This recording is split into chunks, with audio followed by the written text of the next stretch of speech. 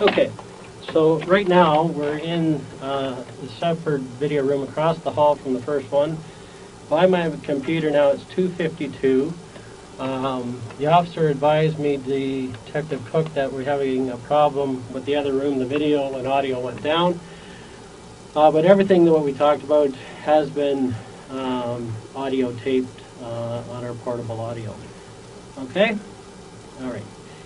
Now, just for a recap, we reviewed why that you're here today to discuss the home invasion that occurred at your residence at 238 Helen Avenue on the 8th of November, okay? And that in that incident, your mother was killed and your father was shot but survived, right? And we reviewed what your rights are here today, that you didn't have to speak to the police, that anything that you do say to the police here today could be evidence. Is that correct? Yeah, you just have to speak a little louder. Yes. Okay.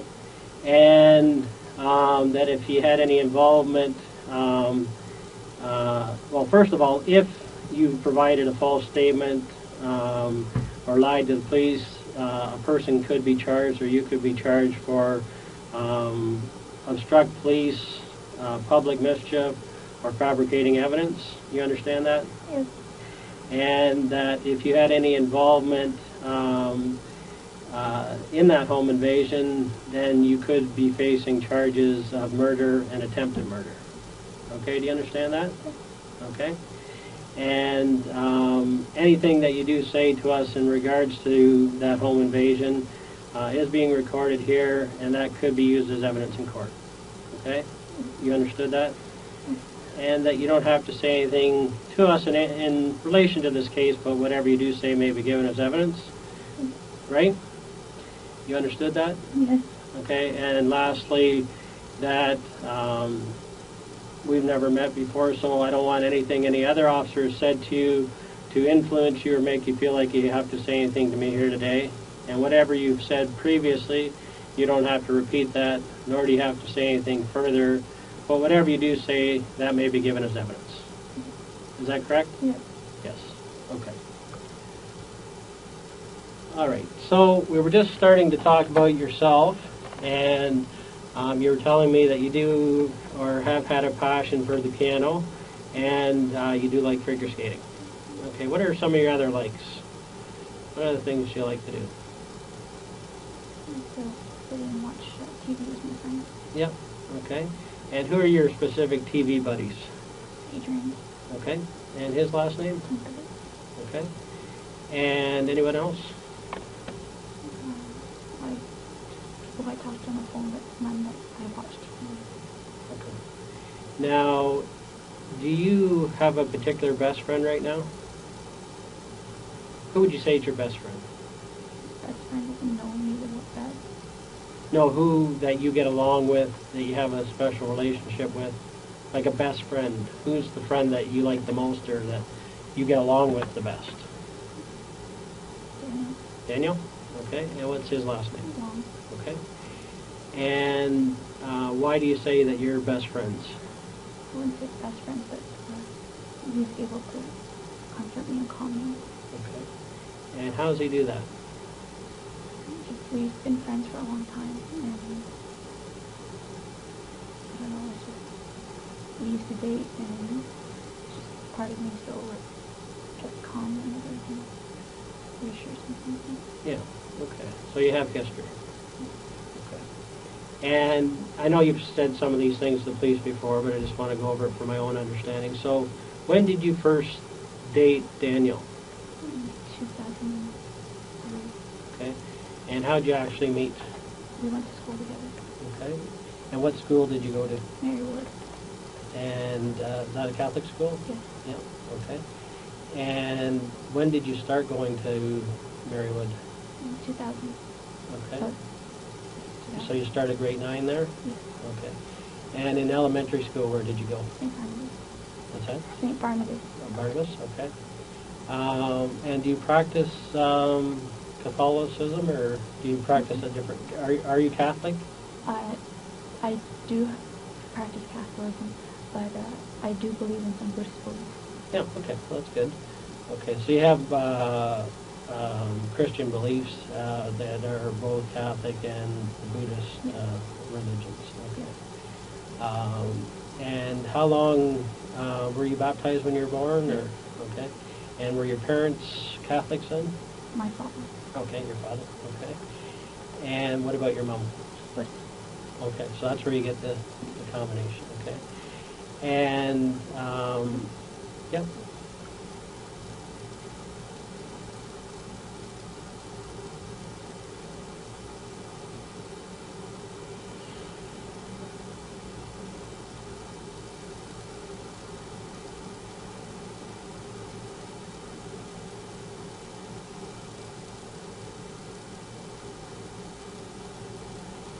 Okay.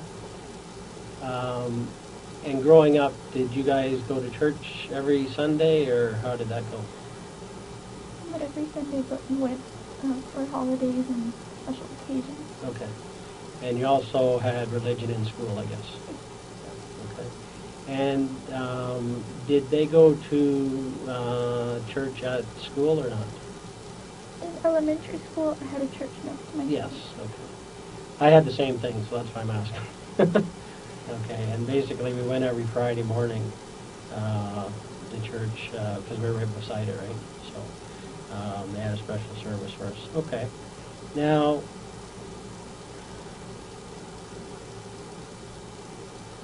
what else can you tell me about growing up? Just I lived on a schedule. Okay. And tell me about that schedule. Just school, state, piano, a little swimming, a little karate for a couple of years. So, it was a steady schedule. Okay. And how did you get into skating? To be honest, I think my parents just applied, Okay. and I just took with it. And how old were you when you started? 7 or 8, I think. Okay, so young. And how long did you stay in it? 16, I believe. Okay, so quite a long time. Okay. And what made you stop going? I tore my ACL a lot. Okay. So injuries. Okay. If you didn't get injured, would you still be doing it? I hope so. Yeah. Okay. So that's nice. And did you, as far as that, did you do like competition skating or? Yeah. Okay. Skating. And how did you do with that? I wasn't at the top of the pack, but just the middle average. Yeah, so that's good though. But you did actually enjoy it. It was more than just going for competition. You enjoyed actually doing it. I was petrified of the competition. Okay. All right. And where would be the farthest place you would go for a competition? Like, would you go outside of this area? Because I actually said Scarborough in Toronto. That's where I trained and grew up. Yep. It wasn't until later that I moved up to Richmond Hill, just the last year or two. Right. But we went everywhere from Orangeville, Yep. Mississauga, just in and around Southern Ontario. Yeah. Okay. And tell me about the piano. When did you start with piano? When I was 4. Wow. Okay. And you're still doing it, I understand. Okay. And I hear you actually teach. Yeah, I taught a bit, and Yeah. I'm still working towards that final qualification. Okay. And what do you have to do to get that final qualification? I have, I believe, another 3 exams. Okay. And are the exams practical, or are they practical and Practical and written. written? Okay. And like an exam, how long would that take to write? Writing exams take about 2 to 3 hours. Okay. And are you in that process right now, or? I was, yes. Yeah. Okay. And so, when do you hope to complete that? I was hoping in June. By June you would. 2011. Yeah. Okay. And so you went from a student and now to a teacher. Is what? Yes. Okay. And although you don't have your highest papers, you were still able to teach students. Yes. Yeah. Okay. What does the actual full papers give you? What will you be able to do with that? It's just a formality. An achievement? Yes. Okay. Credentials? Okay. Can you charge more? I don't know. Okay. When you've been teaching, what would you charge for lessons? Mainly they were just family friends, so it was just $10 half an hour. Yeah. Okay. And how many students would have you been teaching? For the years, just 3. Okay. Over what time period? 4 years. 4 years. Okay. All right. And do you have any students right now? Or? No. Okay. And why not? The students I were teaching, they went to high school and lost interest. Okay. Yeah. Too big for piano. Yeah, I took it in grade school too, but I think I went to grade 7 in it. I think when I was in grade 7, I stopped taking it, but I still remember Swans on the Lake. I didn't know how to play that. That's about it. Now, I understand. What kind of jobs have you had? Serving jobs. Serving jobs? Okay. And when was your last one? Boston Pizza at Unionville. Okay. And when's the last time you worked there? 2 years ago, I think. A year and a half, 2 years. Okay. And was that your last serving job? Okay. And previous to that? East Side Marion. Okay. And what time period did you work there?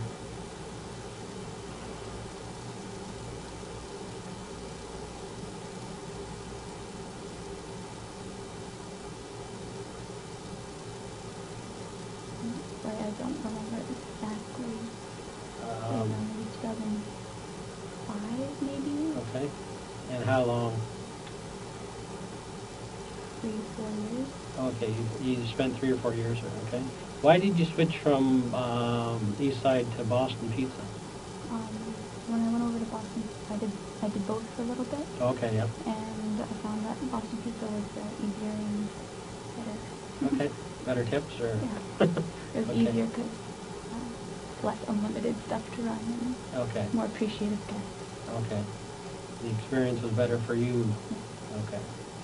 And, but you haven't done that in about 2 years? Okay. And any particular reason? Just try to concentrate on piano and... Okay. All right, on your studies? Pardon me? On your studies? My piano studies? Yeah, yeah, okay. And what is it that you're hoping, you're going back to school, what is your ultimate goal for school? I want to finish this 3-year biotech course. Yep. And see how the field is after 3 years, because I know it's booming now, but I'm not sure how it's going to be in 3 years. Okay. And what job would you like to get from it? Like, what are some of the jobs that you would get with a degree in that? I haven't really looked much into it. Okay. To be honest. All right, all right. Now, if you could pick any job yourself, I'm not talking about anybody else, but if you could pick for yourself, what would it be?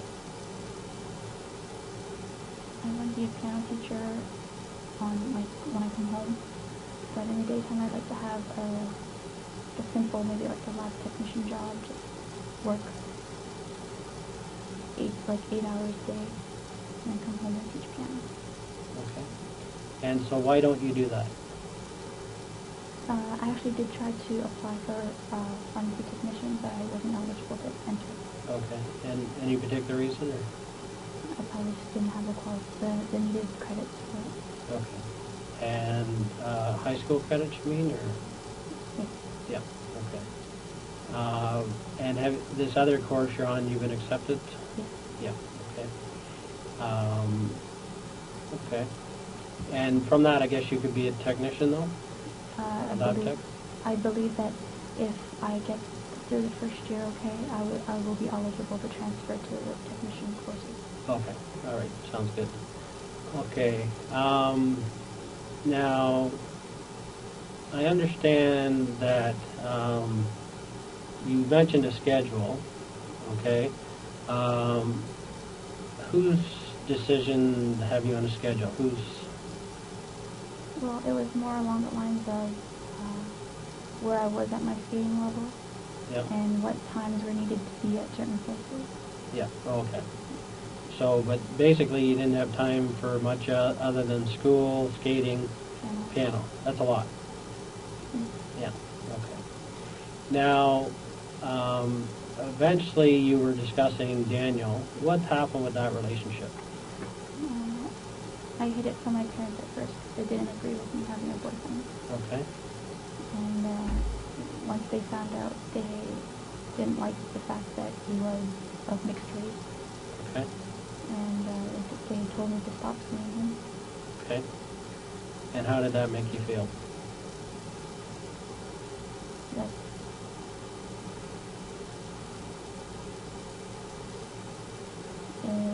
he was the person who just filled an empty void for me.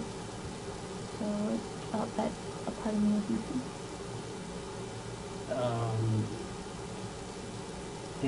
When did you feel the part was missing? Pardon me? When you broke up, you felt the part was missing? Is that what you're saying? When they first told me to stop seeing him, stop talking to him, I felt like a part of me was missing, and I fell into a little bit of depression. Okay. And how old were you when this happened?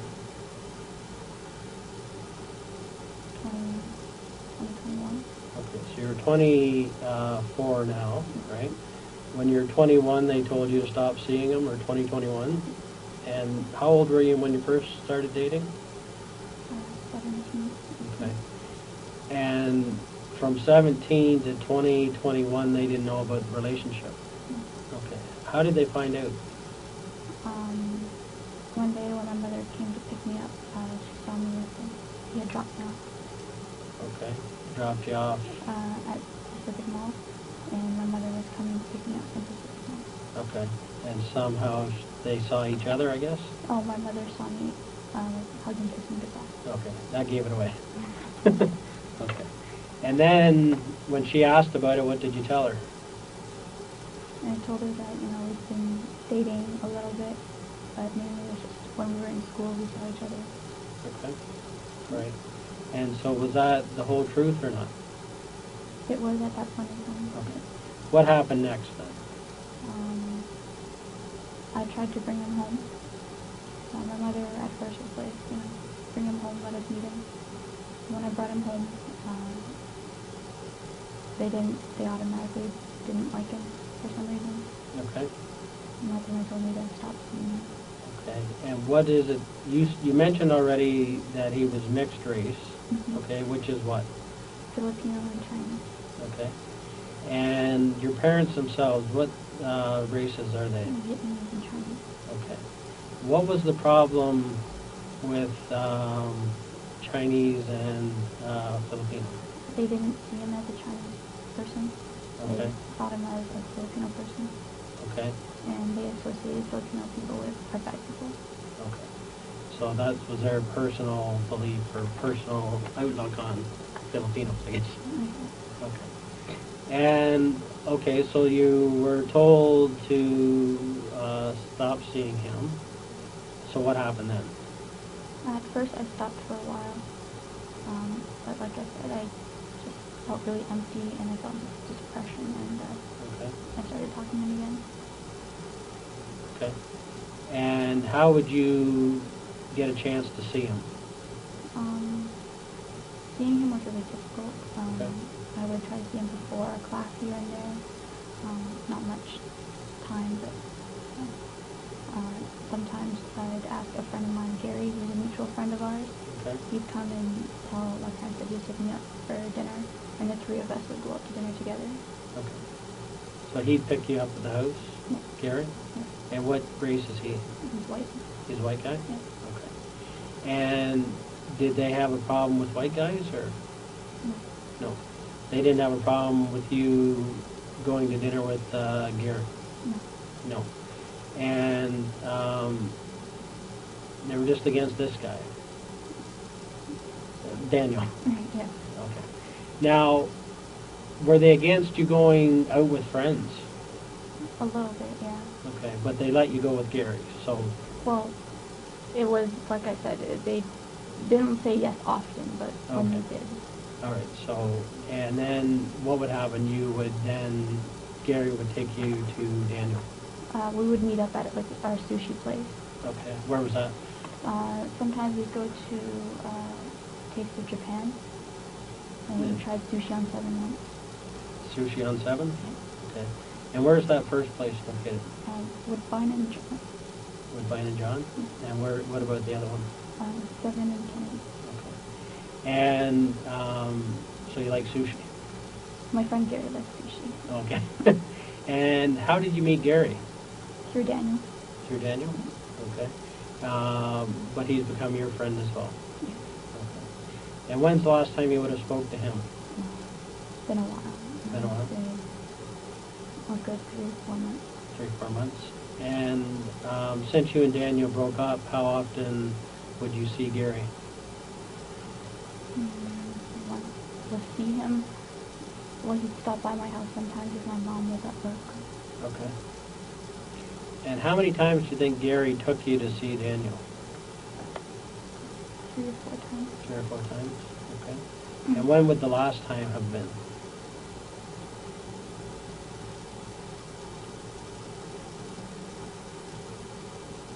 Sometime in the summer, I believe. Okay. And where's Gary actually live? He's in Ajax, Pickering. Ajax, Pickering?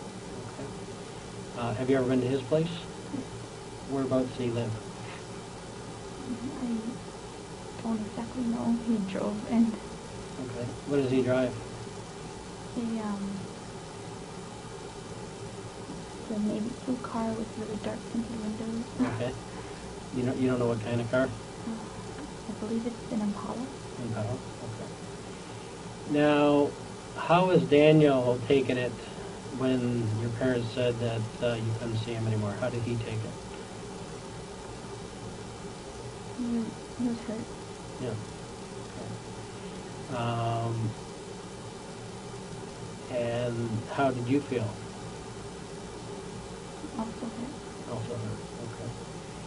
Okay. Now, after high school, what did you do for schooling? I didn't. Okay. But I lied to my parents. Okay. So tell me about that. What happened there? What was their impression, and what were you doing in the meantime? They thought that I was going to school at Ryerson for the first couple of years, and then I said I'd transfer to UT. Okay. But I was actually working in the daytime. Okay. And where were you staying? At the first 3 years, I was coming back home every day. But my final year, I said that it was difficult. Yeah. And so I would stay at Daniel's place. Okay. So you actually lived together for a year? Well, it was his parents' place. Yeah. Okay. So where would you stay in that house then? They had a spare bedroom. Okay. But when his parents got more comfortable, they let me stay with him. Okay. All right. So you slept in the same room for a while? Yeah. Okay. All right. So is it fair to say that you had an intimate relationship? Yeah. Yeah. Okay. And of course your parents didn't know about that? No. Okay. And how long was the relationship intimate, would you say? You've been dating for 7 years almost, I guess. At what point did it become intimate? I'd say after high school sometime. Yeah, okay. And his parents were, I guess, more liberal than your parents? His parents, they loved me for that. Yeah, okay. And they recognized that you loved each other? And so they let you stay in the same... you moved up to his room, or how did that work? It's just next door. Okay. There were 2 rooms in the basement? No, and it's the main floor. On the main floor, okay. And where were the parents' rooms? Across the way. Okay. All right. I'm guessing that sometimes you sneak into each other's rooms before they let you do it? No. No, you didn't? Okay. I'm just thinking what young people would do. Okay. But how long did you end up staying in the same room before you moved back home? Maybe 2 years. Yeah. Okay. So you lived there for 2 years then? like I still came home every weekend and stuff. Yeah. Yeah. Okay, but they thought you were where, on campus? At a friend's place. Okay. All right. And if they phoned you, they would just call your I cell? called them every morning. Okay. And every night. You cut it off. Okay.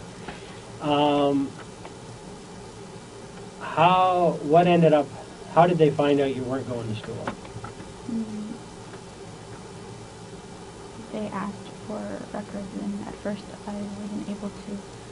And then after I said I'd finished, I didn't feel that I didn't feel that I told them I didn't want to do the pharmacy, like pharmacist. I want to be a technician. Yeah. I find responsibility to pharmacy so much. Yeah. I told them that I wasn't really into it, and because I hadn't gone to school for it, so I had lied about it. I didn't want to go and pursue applying for the job when I didn't have the qualifications. Okay. And they thought you did have the qualifications? Yes. Okay. And how did you try to prove to them that you did have the qualifications? I bought online. I got a friend of mine to buy online a fake diploma. Okay. And what friend was that? Daniel. Yeah. Daniel. Oh, Daniel? Okay. Yeah. What did it cost to buy a fake? 500 or something. Wow. Okay. And what happened when you gave them that then? They stopped hounding me for a bit until they realized I wasn't I wasn't pursuing looking for the job hard enough. They're wondering what was going on. Okay. Then what was the next step? How did you end up back home, I guess? They called up my friend, who I said I was staying with, in the middle of the night, and she was groggy and forgot what day it was, and so she's like, "Isn't she home?" And I wasn't home. Okay. She messed up. I don't blame her, but... No. Okay. And what was that friend's name? Topaz. Topaz. Okay, so she was your cover. Okay, and she basically got caught because they called her in the middle of the night. Okay. And so then, how did they approach you on that? They called me and they told me to come home immediately. Right now? Okay. And what happened? That's when they're like, "That's it. Like, we're staying home, and we're going out, and we're going to get your life back on track."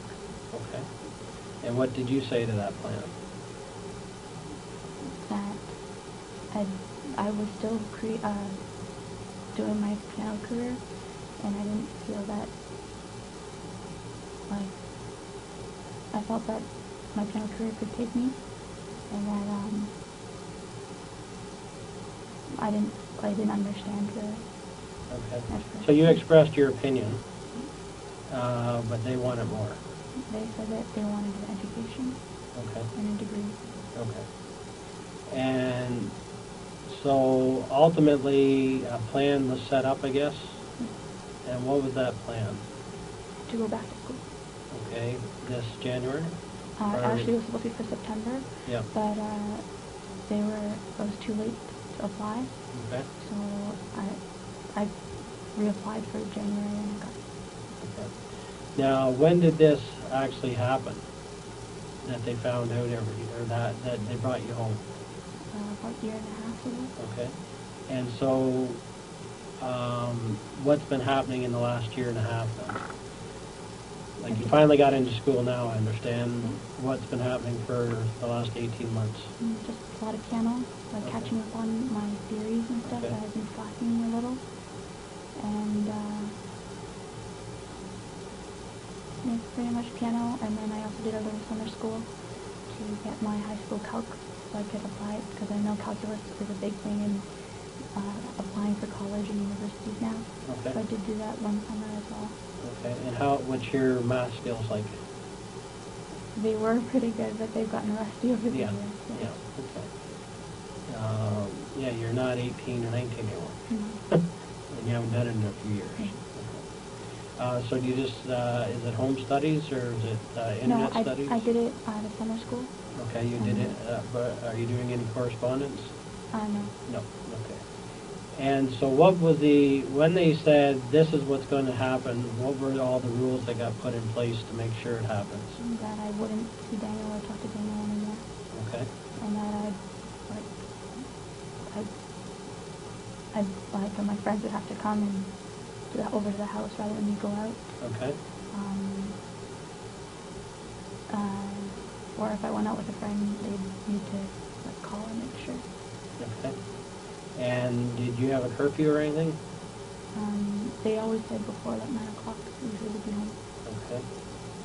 And would they ever waiver on that? Just once, because it was my friend's wedding reception. Yeah. And how long did you get to stay with that night? Just 11. Okay. And how do you get to and from things when you want to go somewhere? They drive me. They drive you? Or the odd time if they know it's a class that I always go to, they'll let me take the car. Okay. You do drive, so. Yeah. Okay. So how has that felt, being under those guidelines for the last 18 months? It was okay. It wasn't the best feeling in the world because, I just felt a little trapped. Okay. But it's what I chose to be with my family. Okay. And so you made a choice between what? Living out on my own with Daniel and staying home with my parents. Okay. Putting my life back together. Okay. And did they say you could stay out on your own if you wanted to? At one point it was said, but my dad also said that he'd hire a private investigator to follow me around. Okay. You didn't like that option? It's not that, it's just I chose to be with my parents. That wasn't even, he said it in argument, but yeah. I wasn't leaving.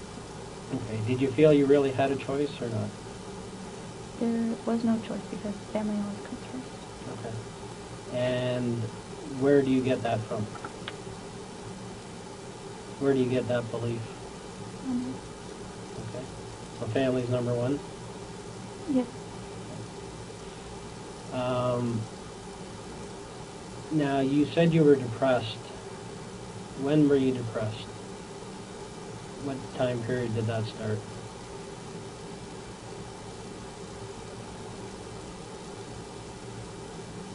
I was depressed in elementary school for a little bit. Okay. The depression started, I'd say, hard, about 2 years ago. Okay. At the time of this, or what brought on the depression?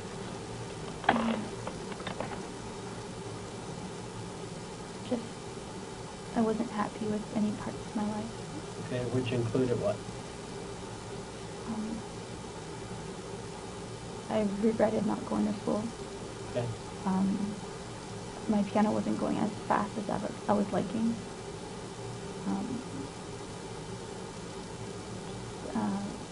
My friends were moving on with their lives, and it felt that I wasn't going anywhere. I was kind of being left behind.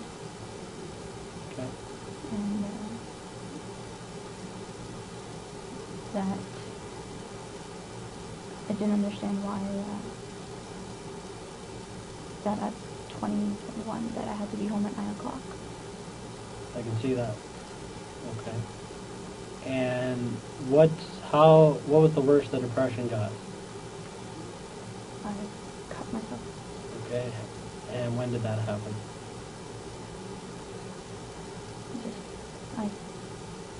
Where did you cut? On my wrist, and once people started noticing, I'd hide it other places, but Okay. never twice in the same spot. So how many cuts do you have on you? Now, none. None? No. They've healed?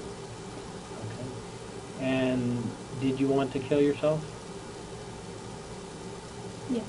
Okay. When's the first time that you actually thought you would try and kill yourself?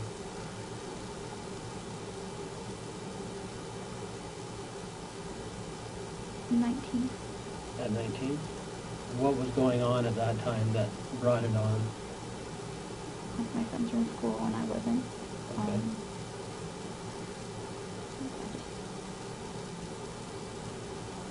Came to the realization that,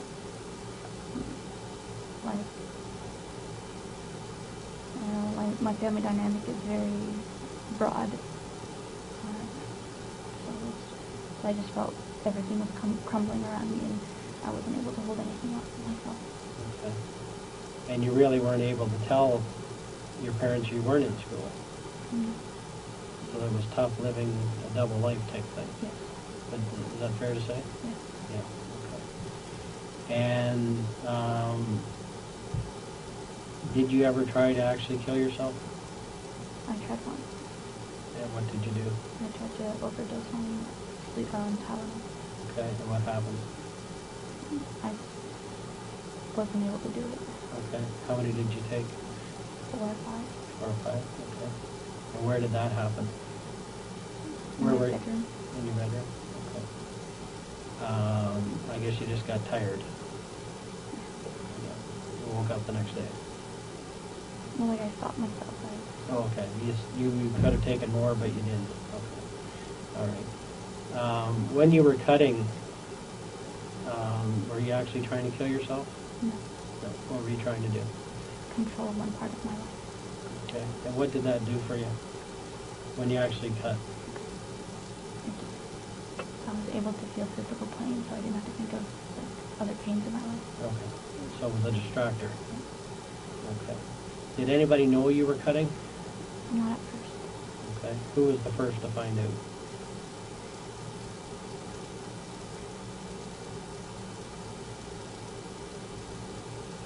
Probably Daniel. Okay.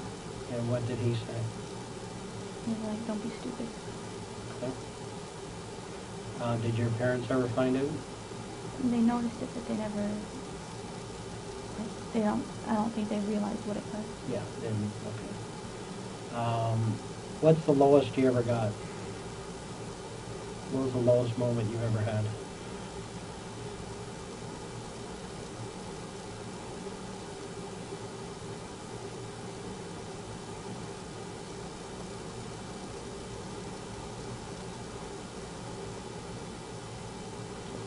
Just my brother had moved out and not gone to school, and I was home alone and in the middle of arguments and feeling very alone. So he was kind of a bond while you were at home? Okay. And so you guys got along all right? As far as brother and sister go? Well, we had our moments, Yeah. but there's just an unsaid bond. That we Yeah, had. which is nice. Okay. But when you were on your own, it was a lot tougher. You didn't have that ally in the house. Okay. Now, when you said there was fighting, what kind of fighting went on in the house?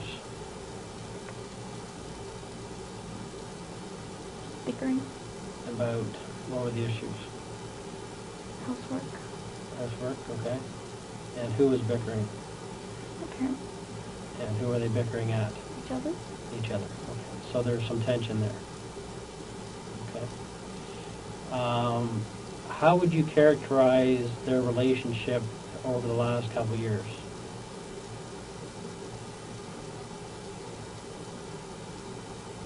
What do you mean by that? How has it been in the house for them as a couple? They put on a front, but there's not much of a relationship. Okay. And what do you think the problem is? What's the issue? What happened?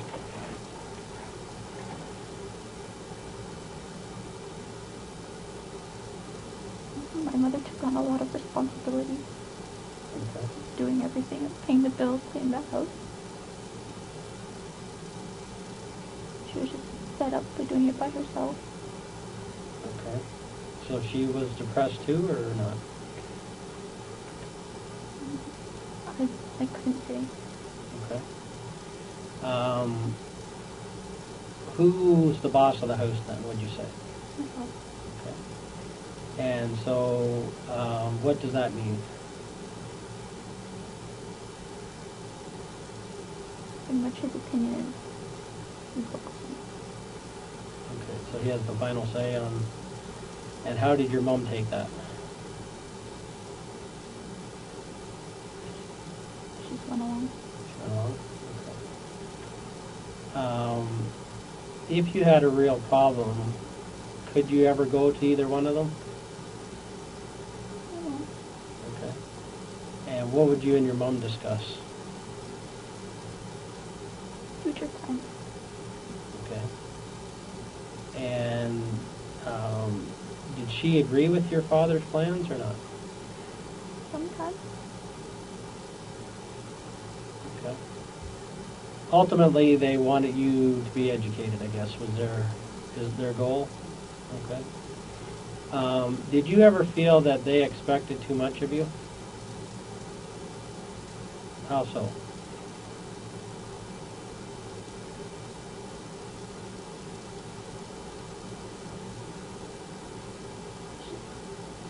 Comparisons to other people. Okay. So who would they compare you to? Like classmates, clubmates, cousins. Okay. And so some of them have been successful recently? Mm-hmm. Okay. And what did they say to you? Wish you could have been that person. Okay, so that's pretty hard, right? Hard to take for you? What I've heard all my life. So nothing. Okay. Now, was there ever any physical abuse in your household? No. You had to think about that. What did he? Well, when you're a kid, you know, just a little tap on the bottom. Okay, you got a spanking, but that's it. Okay. You were never injured or... No. And your mom and dad weren't physical with each other? No. Did you ever see them be physical with each other? No. No. Okay. Now, do you feel... I get the feeling that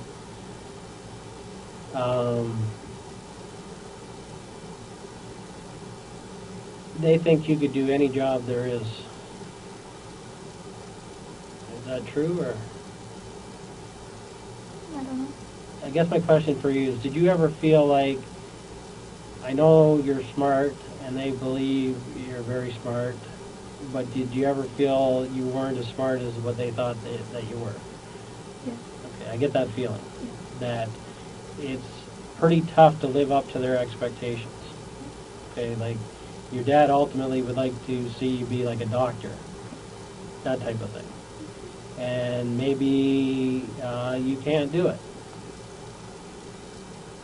right? And I'm not saying you can't, but I get the feeling that those were pretty high standards for anybody. Not everybody can be a doctor, okay? But they may have acted like you could have done it no problem. Is that fair? I guess. Like, I don't want to say something that's not accurate, but I just get the feeling that their expectations were so high that few people would be able to reach that expectation. I'm not just talking about you, I'm talking about anybody. And it started at a young age. It didn't start just when you went to university. No. It's been an expectation that since you were a child that you would be successful, better than everybody else. Now, in that, when did your parents come to Canada? I don't know the exact year. Okay, but you were born here, Yes. and your brother was born here. Okay. And where did they actually meet? Do you know how they got Back- together? They met back home, but they just knew of each other back home. Okay, Back which in back Vietnam. home means Vietnam. Vietnam. Okay. And when, and did they grow up in the same neighborhood or same town or something? I guess town, maybe, Yeah. Okay. area. All right. Okay. Okay. So eventually, how did they? What else did you do to pretend you were in school? What kind of things would you do to try and make it look like you got your grades, or? When they asked for something, I'd try to make a document for them. Okay. So what type of documents did you? Student loan Okay. and report cards. Okay. And how did you do them? Using Photoshop. Photoshop. Okay. And what did they say when they saw the report cards? Did they ever question it? Not at first. No. Okay. Up until, how did they actually figure it out? When I know they figured out you weren't living with your friend, do they still, at this point, even know that you don't have any university? Yes, my father knows Okay. When did he find out? after I told the police. Okay. So up until this event. They just thought that I didn't go to school this full time. Okay. But they still thought you had some credits. Okay. How did it feel having to lie to them all those years? It's really hard. Really hard. Like, I wanted to tell them, but it just, they always looked down in disappointment. Okay. I'm sure there were days when you actually planned that this is the day I'm going to tell them, and then you just couldn't spit it out. Okay. All right.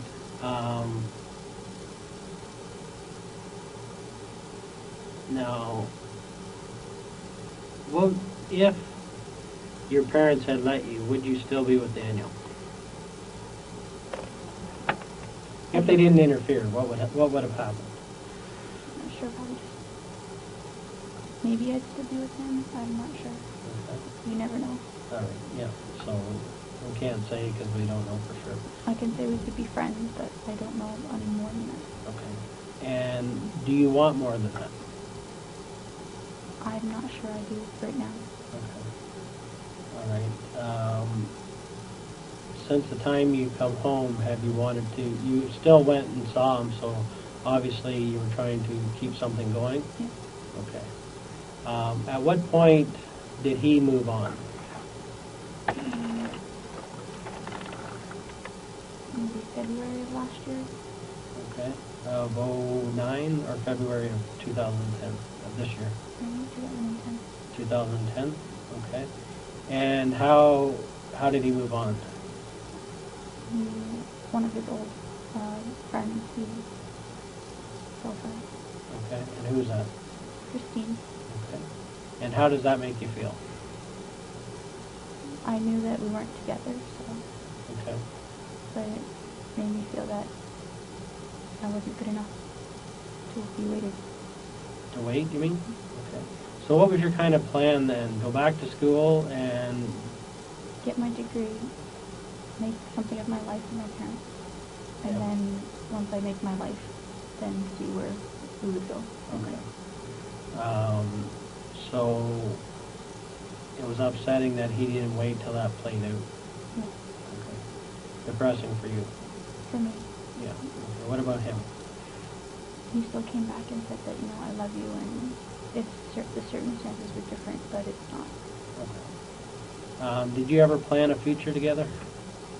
We discussed it, but... Okay, like marriage? Some days he'd say yes, some days he'd say no. Okay. So you brought it up? He'd bring it up sometimes. Okay. So ultimately, because you went out for so long, they could have ended up in marriage. Still could someday, I'm not saying. I'm not sure. Okay. All right.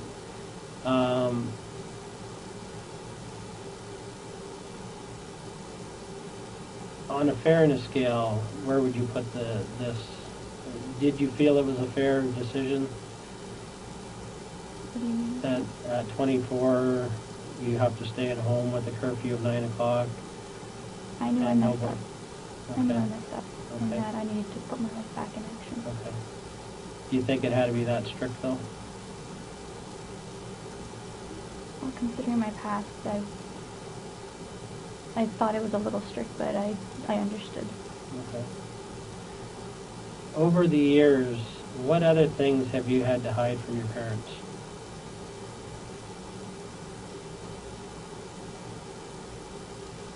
Well, just besides having boyfriends and not going to school.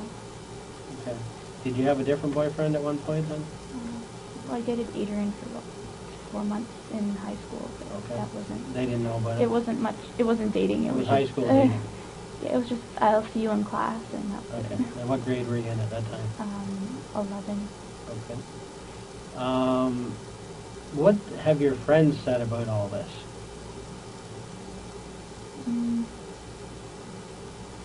Well, they don't know about the whole school thing. They just know I'm going back to school. Okay. Who else knows that you never went to school, though? Topaz. She Oh, yeah, she kind of knew. She thought I was staying with Daniel. So. Oh, okay. That was the cover, but she thought you were still going to school. Yeah. Okay, so she didn't know the whole story. No. But she knew she was your cover. Yeah. She just thought it was so that they wouldn't know where you were staying. Yes. Okay. Did anybody else know that you weren't going to school? Who would know that? I didn't tell her. Daniel? Yeah. Anybody else? No. Did his parents know? No. No. Okay, so just you and Daniel. No. Okay. What other things have you, in your depression, had to lie about over the last year? Just going to see him, that I was still talking to Daniel, and that I'd try to find ways to communicate with him. Okay. And how did you end up eventually communicating? Through cell phone. Okay. How did that work? I text him, and he texted me back whenever he could, and Yep. just delete them when I got them. Okay. Now, how did your parents monitor this cell phone? When I was around them, they didn't like me on it. Okay, so what would they say? Who is that? What is it? Why is it so important? Okay. They ended up taking it for a couple of weeks. When was that? One of my first, like about a year and a half ago. Okay. Since then, how many times have they taken it away from you? I can't count. More than 5. More than 5? Okay. And what were the occasions that resulted in them taking it away from you? Like on the phone too much, or they thought it was Daniel, or that they thought it was a distraction. Okay, so where would you be trying to make these calls from? Where would you be in the house? In the basement, like if I had to go get something in the basement, or if I was in the washroom. Okay, so they would actually watch you every second almost. Well, not every second, but they knew whereabouts I was all the time. And if they heard you talking. Yeah. Now, did they ever barge into the room and take the phone off you? No. No. Okay. So a lot of times I guess you were trying to text so they wouldn't know? Yeah. Is that fair to say? Yeah. Yeah. Okay. So how did they find out you were talking to Daniel then?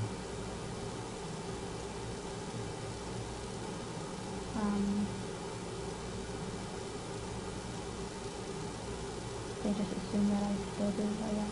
Okay. Was there an occasion where you said they checked the phone, or? Oh, I told you I deleted the call history and stuff like that. Okay. And did they ever find it before you got it deleted? No. No. Okay. Now, did they ever take the phone, but you had another phone? Yeah. Okay, so how did that work? He got me another phone, and I just, whenever I wanted to talk to him, I plugged in a SIM card. But I kept the SIM card out of the phone in case they found the phone. Yeah. And that there would be no card in it to use. So did they know you had more than one phone? No. No. Okay. Now, how many phones did you end up having? Just the 2. And which were what? The Bell line that he had, that Daniel bought for me. Yep. And then my own Rogers. Okay, so your Rogers line, what's the number on it again? 647-965-2118. And then the one he gave you? I don't remember it.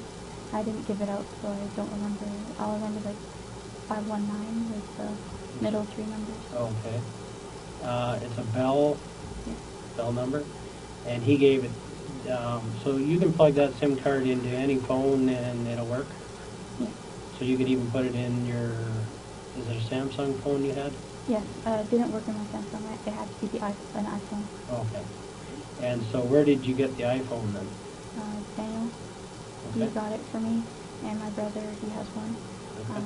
He got 2 of them, and he had to fix around, and the internet didn't work on the one I had. Okay. Now you mentioned you were looking to get a new phone? Yes. What were you trying to get? my contract was ending, so I was thinking of looking into buying another phone. Fido plans are good, but I didn't like the Fido phone. Okay. So I was planning on, I got the SIM card. I didn't activate it yet because I wanted to wait for my Rogers plan to be over. And then I was going to go to Fido and then go to Pacific Mall and buy a phone that I liked. Okay. How much would a phone be? 800. 800? Like the new ones. What kind of phone were you hoping to get? iPhone 4. Oh, okay. Or the new BlackBerry. The latest, okay. Mm-hmm. Now, you actually had a BlackBerry at one point, though? My brother, yeah, he gave me one of his friend's old ones. Okay. But it didn't, again, no internet, no nothing. So. You need that internet, eh? Well, it wasn't that I needed it, it was just convenient. You'd like it? Yeah. Okay. Now, did they ever take an iPhone off of you? Did they ever find it, or did they just always take your Samsung phone? Yeah, I'd always take my Samsung phone. So right now, you actually have a third chip, then, you're saying?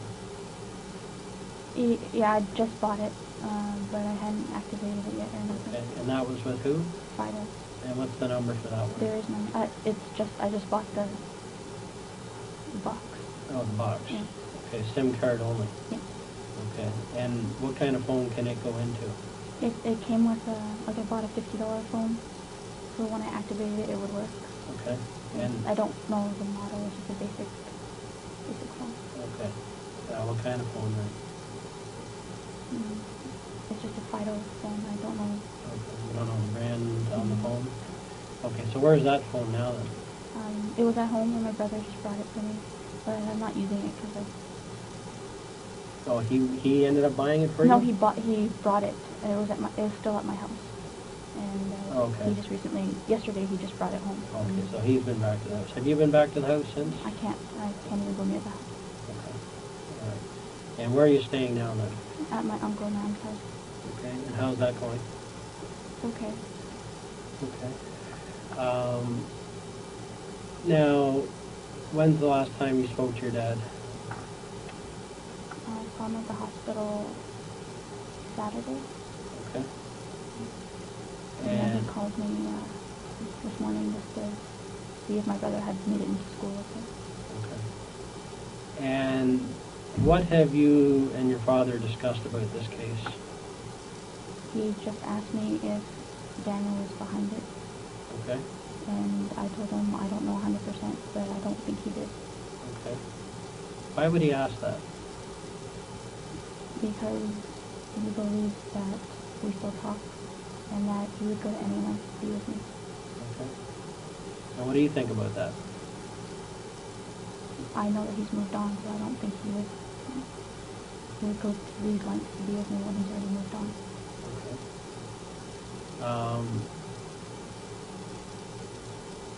What else did you discuss about the case? About what happened that night? I haven't spoken to him about it. Nothing about what went on? Any details? No, all he said was that was it Daniel. Okay. And you told him you don't think so?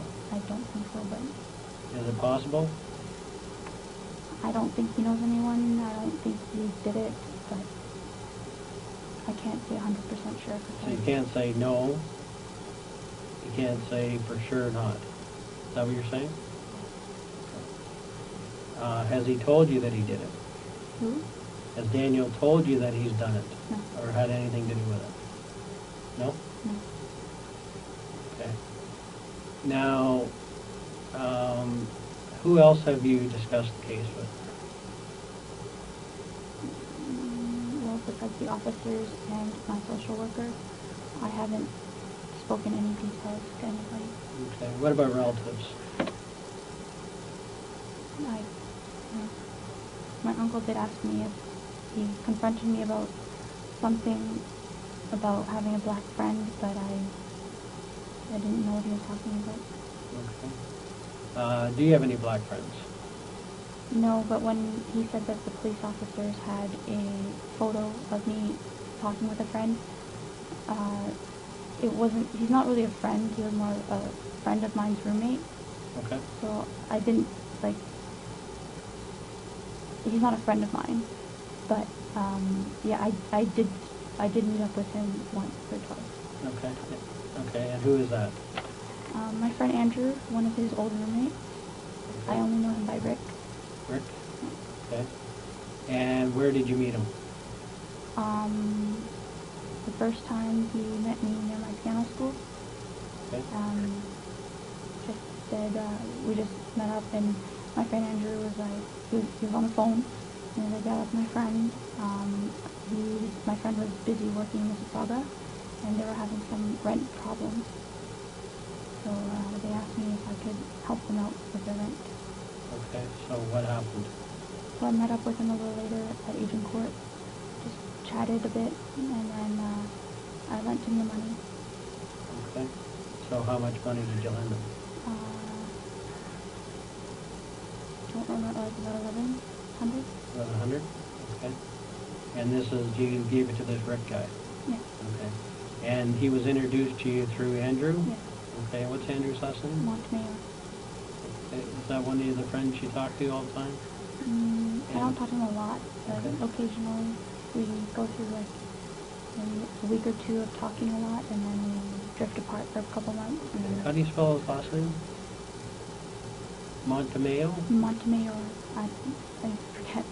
Okay. What's his phone number?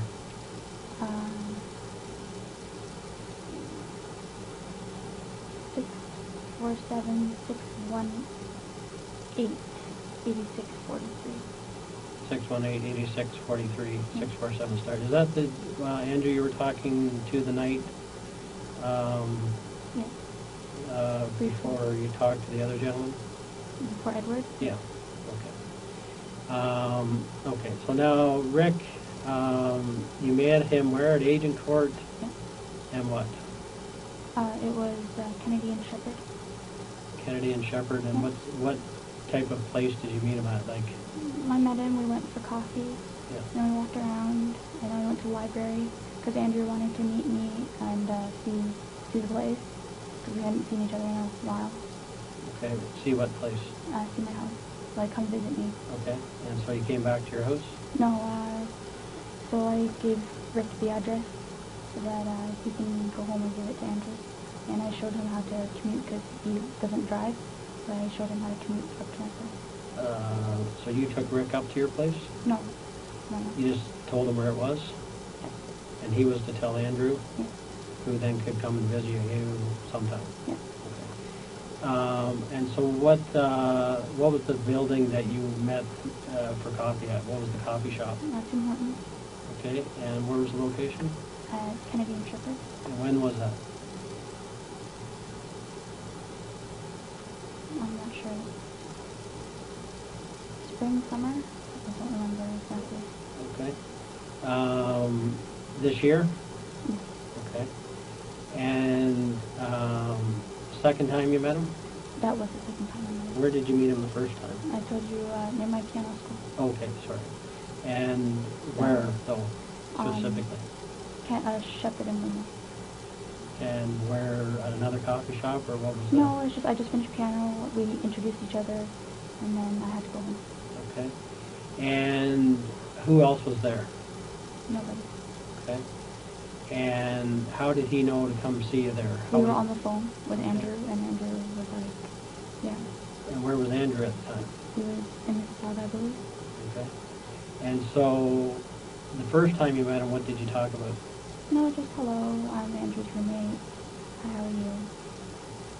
Okay, so he was living with Andrew at the time. Yeah. Are they still living together? I don't think so. Okay. And where were they staying? I'm not sure, somewhere in Mississauga. Okay. And who, why didn't Andrew just meet you? He was doing, he was in the process of doing insurance stuff. Okay. Like, I think he was doing classes or seminars or something. Yeah. So he wasn't able to come out to Toronto. Okay. And what race is Andrew? Filipino. Filipino. Okay. And this Rick guy, him and Andrew lived together for how long? I'm not sure. He just said he was a really good friend. Okay. And they lived together. And so what was the time that you met him first then? When was that? Maybe just a week before I met him the second time. Okay. And what did you discuss then? Nothing. It was just who he was, and Yeah. and then I had to go. Okay, and so the next time you met him, how come you met him the second time? Because that's after that, Andrew was like, yeah, we're having problems with rent. And Okay. And, okay, so they wanted money. My aunt friend Andrew wanted to see if I could lend him some money Okay. to help with rent. And so you did, and you gave the money to who? Rick. Okay. That day at Tim Hortons. Yeah. Okay. And what else did you discuss that day? Just what he liked doing. Like he said, he liked Japanese manga books and Japanese. manga books. They're like comic books or something. Okay, yeah, that's his hobby. Yeah. What else? Like I asked him if he was working. He was like, no, I'm looking for a job, and Okay. I just like bought my piano stuff, and that was about it. Okay. What is it that Andrew actually does? He's doing some sort of like selling life insurance, I believe. I'm not 100% sure. What's the company he's with? I Did he don't try know. to sell you a policy yet, or? No. Usually they go after their friends first, right? Yeah, but I told him right after that. I'm like, I'm okay. I'm not buying any. Yeah. Okay, so you gave him $1,100. Where did you get the $1,100? I have a lot saved up from when I was serving. Okay. Cash. Okay, so how much do you have saved up?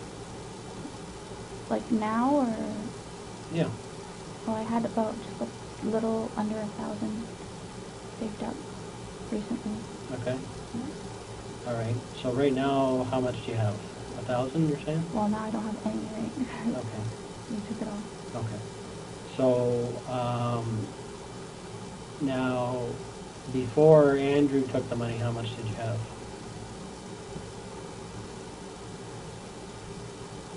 Maybe 3,000. 3,000. Okay. And so you gave him 1,100. Has he paid that back yet? I talked to him recently. He said he's working on it. He's just working at HomeSense right now, and he just moved back home, so that should decrease his rent. So he says he's working on that. Which home sense? I'm not sure. Okay. And where does he actually live? With his parents, I believe. Which is, you don't know? No. Okay. This Rick fella, what about him? Where does he live? I don't know. I haven't spoken to him for a long time. 6 months maybe. He was just more of an acquaintance. Yeah. Okay. So after you gave him the money, did they give you a receipt or anything? No. No. Okay. What was his promise to you about how he would pay you back? Well, Andrew said that he'd pay me back when he could. Okay. You didn't give any timelines? No. No. Okay. Okay. So, and after you talked or saw Rick, have you seen him since that day you gave him the money? Okay. Have you talked to him since? Maybe a week after, but no. Okay. And what did you talk a week after? No, just asked him how he was, if the rent was okay, and Yeah. what he was doing. He was like just watching some of his friends' kids or something. Okay. And where was their apartment? Somewhere in Mississauga. That's all you know. That's all I know. I guess they're not. Are you saying they're not there anymore? Yeah, I know my Andrew's moved back home. Okay. Okay. Do you know any other black guys? Not that are very, very close with me, no. Okay. Who would be that you aren't very close to you? Daniel's best friend is black. Okay. And what's his name? Carlos Finch. Carlos Finch? Okay. And do you ever talk to him, or? Yeah. How come you say they're best friends? They went to elementary school together, and they grew up together, almost Okay. neighbors. They still hang out? I believe so. Okay. I believe so. When's the last time you saw Carlos? Years. Years? Yeah. Okay. Does Daniel still hang out with him then, or? I believe so. When's the last time they would have been, you've seen them together? Oh, I've seen them together. Years. Does Daniel ever talk about them?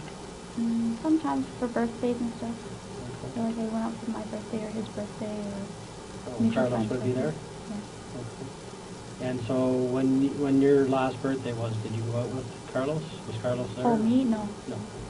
No, I meant like his birthday or Carlos's birthday. Okay. When Daniel's birthday comes around, do you make a point of seeing him? I try, but it doesn't always work out.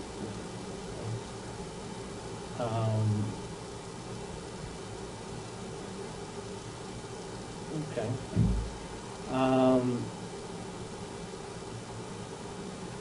How many, personal black friends, you don't have one, or you do? No. How about Filipino friends? Edward's Filipino. Okay. He's a good friend of mine. All right. Andrew, like I said, we talk, but we're not really like close. We don't ever see each other. Okay. I can never get out to see him. Okay. What about white friends? I have Adrian Tinkovitz, like I said, and Gary. Okay. Are the two... Now, is Timkovitz, is that Ukrainian. Ukrainian? European? Yeah. Okay. Do you know where he's actually from? Or? He's born here. His parents were born here too. Oh, born here? Yeah. Oh, both? I believe so. Okay. But his grandparents from the Ukraine? I believe so. He's very into the Ukraine. Yeah. Culture? Yeah. Okay. Now, obviously we've spoken to a lot of people, right? Okay. One of your relatives said that you had mentioned that these guys liked you, that broke into the house. Why did you say that? I didn't say that. I said that I asked them why, like when they separated my parents away from me, I asked them why couldn't I be with them. And they're just like, you cooperated, just keep cooperating. Okay, so you're saying you made that comment to a relative that they liked you, though. Why? I don't. Is that what you meant, or what was? I don't understand.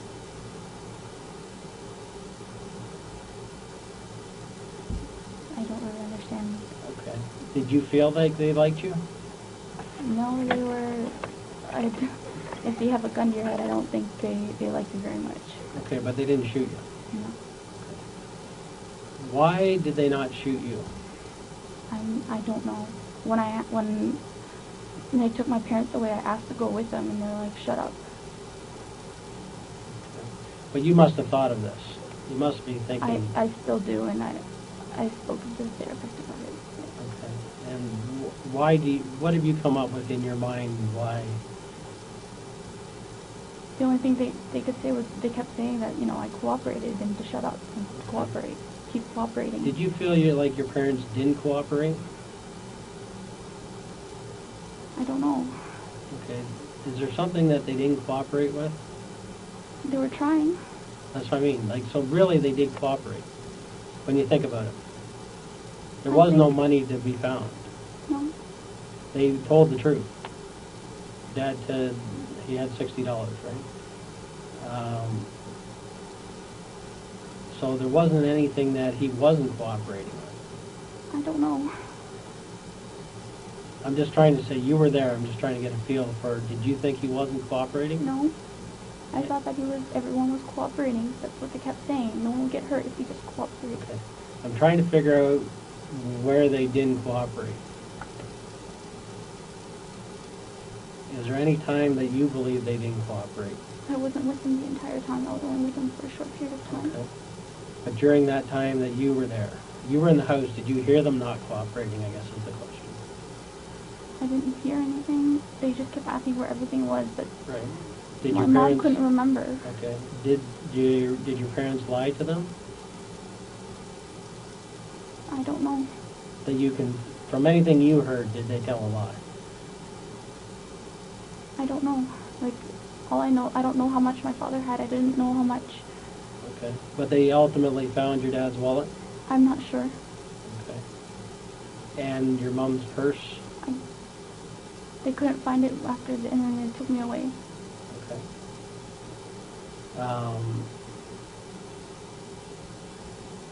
But they never lied to them, I guess is what I'm getting down to, that you remember during any interaction you had.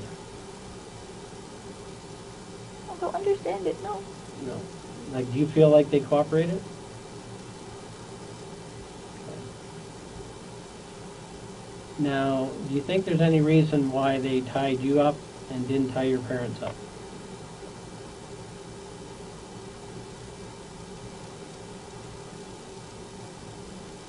I don't know. Does that seem odd to you? Why does it seem odd?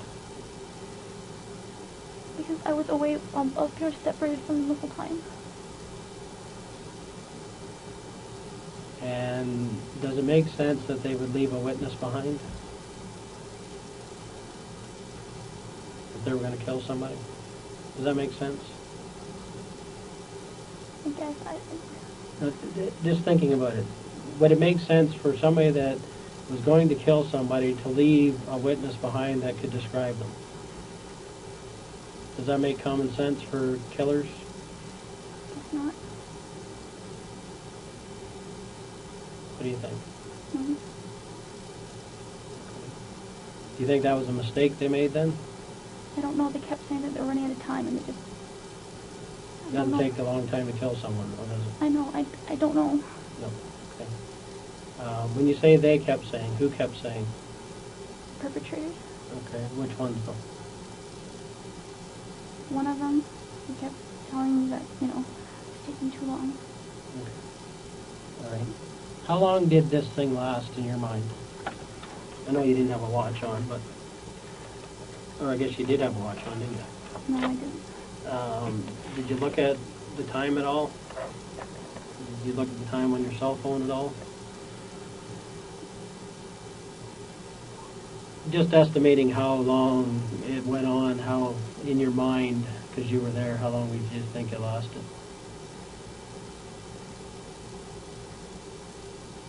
I don't know. Okay. All I know is what people told me approximately.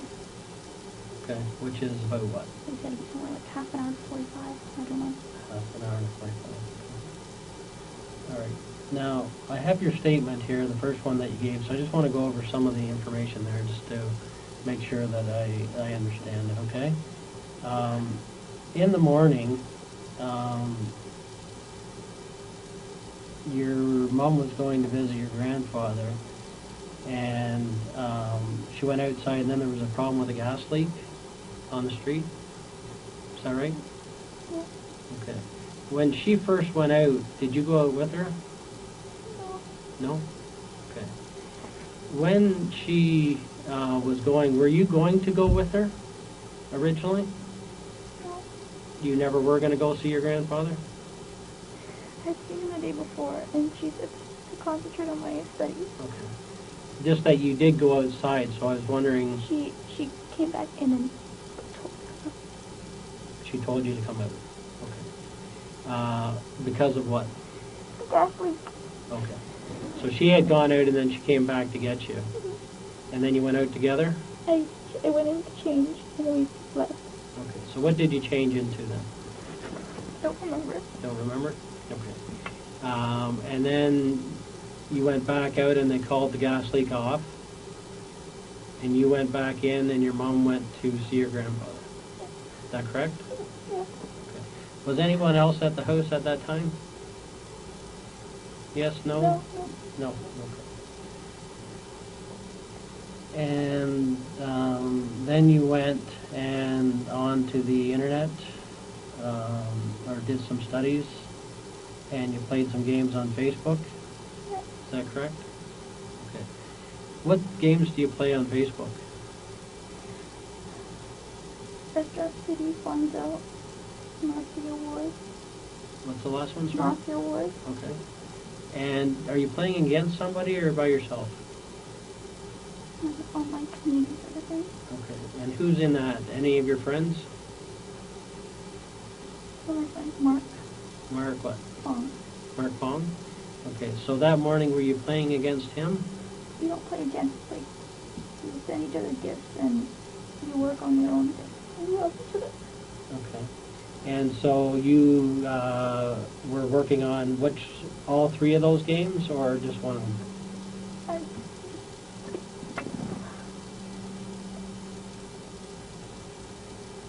don't know all of them, a little bit of this, a little bit of that. Okay. And when you go on, how do you get a hold of him to know? Do you have to phone him ahead of time and say, let's go online, or what do you do?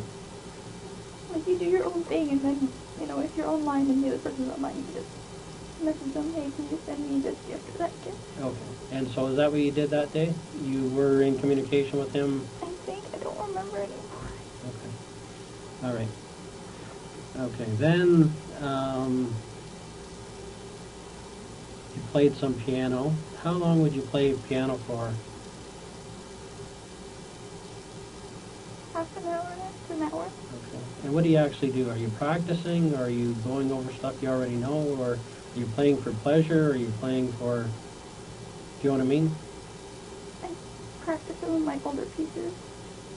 Okay. And then I do a little bit of practical for my exam, and then I do a little bit for pleasure. Okay. So it's a combination of everything. Okay. And you do that for about a half an hour. An hour.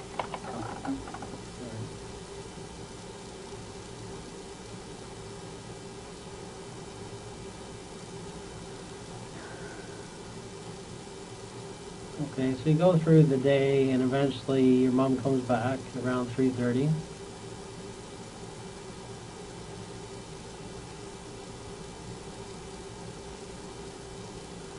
Did she tell you how your grandfather was doing, or did you talk about that? Yeah, just that, you know, he wasn't eating much. Okay.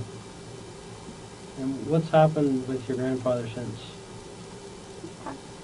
Okay, and when did that happen? The day after. Wow, eh? Sorry to hear that. And were you guys close, or what was your relationship like with him? He's quite old, Yeah. so he doesn't remember much. Okay. But, I can see him as much as I could. Yeah. Okay. And that's your mother's father? Okay. And what about your grandma? Is she still around, or no? Okay. And he was in the nursing home, I understand? Okay. And when did he actually come to Canada? Do you know? With my mom. Okay, so years ago.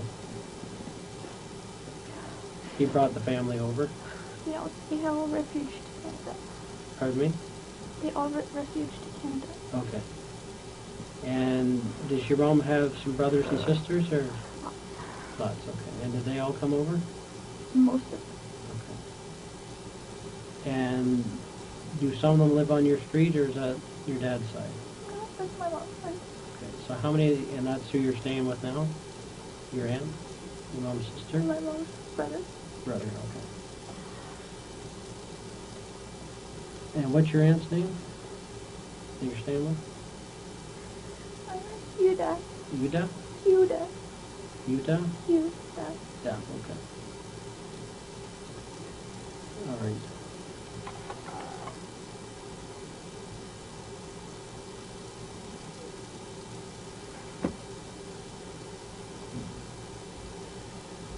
Okay, so Adrian came over. Is that right? Okay. And anything, you watched some shows. Did you talk about anything? No. Like when you watch your shows, do you have talk about them after, or how's the evening going with him? We just watch, and then what's next? If there's a joke, we laugh. And Okay. And what were you watching that night? always on the Gossip Girl, but I'm pretty sure there was another show that I don't remember which one. And how many shows did you actually watch? I'm not sure. Maybe 3, 4, 2. Okay. Yeah. And are those shows a half hour or an hour long? Some are an hour, some are half. Okay. And so the whole time he was there, did you watch TV, or did you have some conversation, or Mainly TV conversation. what's that? Just talked about. TV conversation. What else did you talk about though? The TV. That's it? Never talked about anything else? Okay. When you watch TV, do you eat? I offered him, but no. No, you had already eaten. We ate dinner. I ate dinner. He didn't want anything? No. Okay. And from your place, how far away does he actually live? 15, 20. Okay. And where about does he live? Brimley and Okay. And the address there? like 15 Leeswood, I think. 15 Leeswood? Now, do you ever do TV night at his place? Mm-hmm. And obviously, what do your parents think of him? They like him. Why do they like him? Because his mom and parents are good people. Okay. And do the parents know each other? They know of each other. Okay. Like, do they go to the same church or anything like that, or same social events or anything? No? Okay. But they know they come from a good family. Okay. Now you went up to, once he left, what did you do after he left? I went to my room. Okay, and what did you do? I watched TV and I was on the phone with Andrew. Okay. And this is the same Andrew that you lent the money to? Okay. And what did you guys talk about? How he's doing, his girlfriend. Okay. And how is he doing? Like, he said that he's now working at Home Sense. He moved back home and put a straight on the relationship, but they work together. She works at Home Sense? No, she works at the insurance company that he works for as well. Okay. So has he got 2 jobs? I guess. Like, I know the insurance thing is just whenever it is, so the other one's more. Okay. And what else did he talk about? Not much else, that's about it. Okay. And did he phone you or did you phone him? I can't remember. What would the usual thing be? Sometimes one of us contacts one, sometimes the other one contacts the other. Okay. But you're verbally talking on the phone? Yeah. Okay. And how long did that go on for? Not long. I don't remember the call time. About? Maybe 15, 20. Maybe. Okay. And then what happened? I hung up, and then I called Ed. Okay. So you did call Ed, and then what did you guys talk about? Watching TV, how his work day was. Now, is this a routine for you to phone out in the evening to people, or?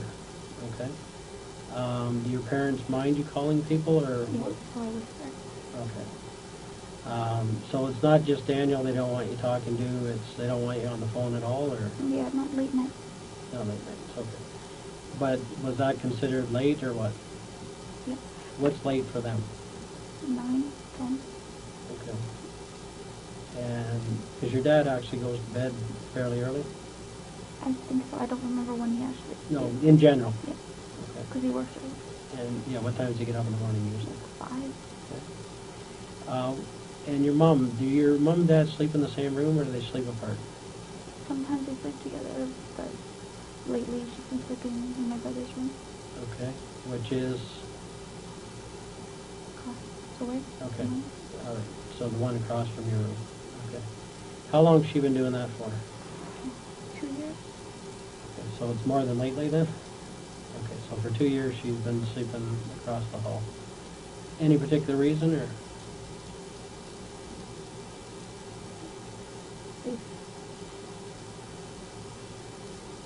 We just haven't been really getting along. Okay. Now, what's her normal turn-in time? It depends. But normally like midnight. Okay, so she stays up later than everybody. Or maybe you stay up late too, I don't know. What's your usual turn-in time? Like turn in around 9. Okay. Turn in. You go to your room, but Yeah. how long do you usually stay up watching TV and trying to talk on the phone? Sometimes till 2 in the morning. Okay, so it can get obsessive. Okay. So is your dad a sound sleeper then? Sometimes, yeah. Because he's upstairs during those times, but your mom's, does she, when she stays up to midnight, what does she do? Watches Chinese television. Okay. Soaks her feet. And where does she do that from? Living room. Okay. How does it make you feel that they don't get along very well?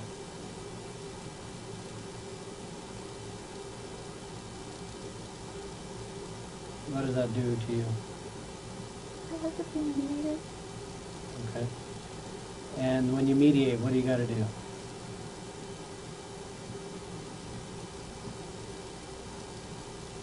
common ground. Okay. And what's kind of the common ground that you usually go to?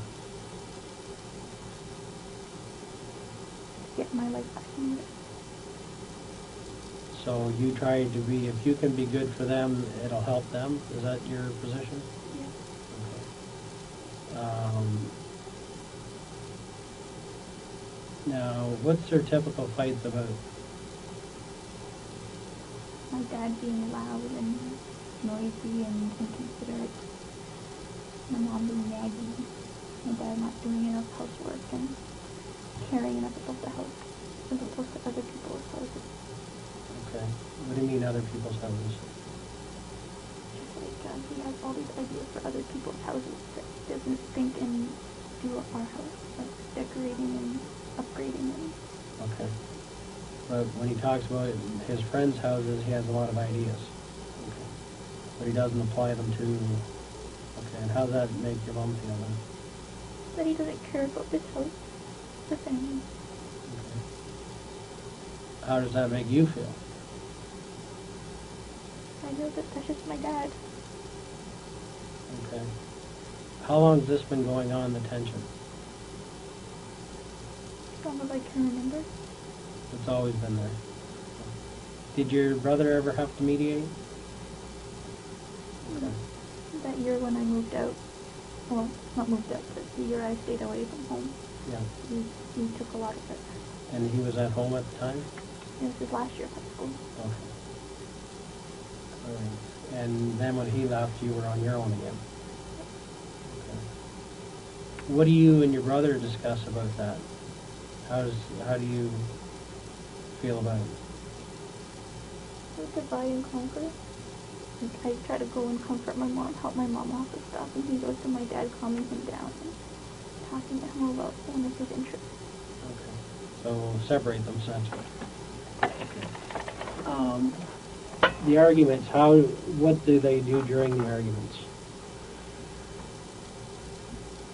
Yeah, bigger. Okay.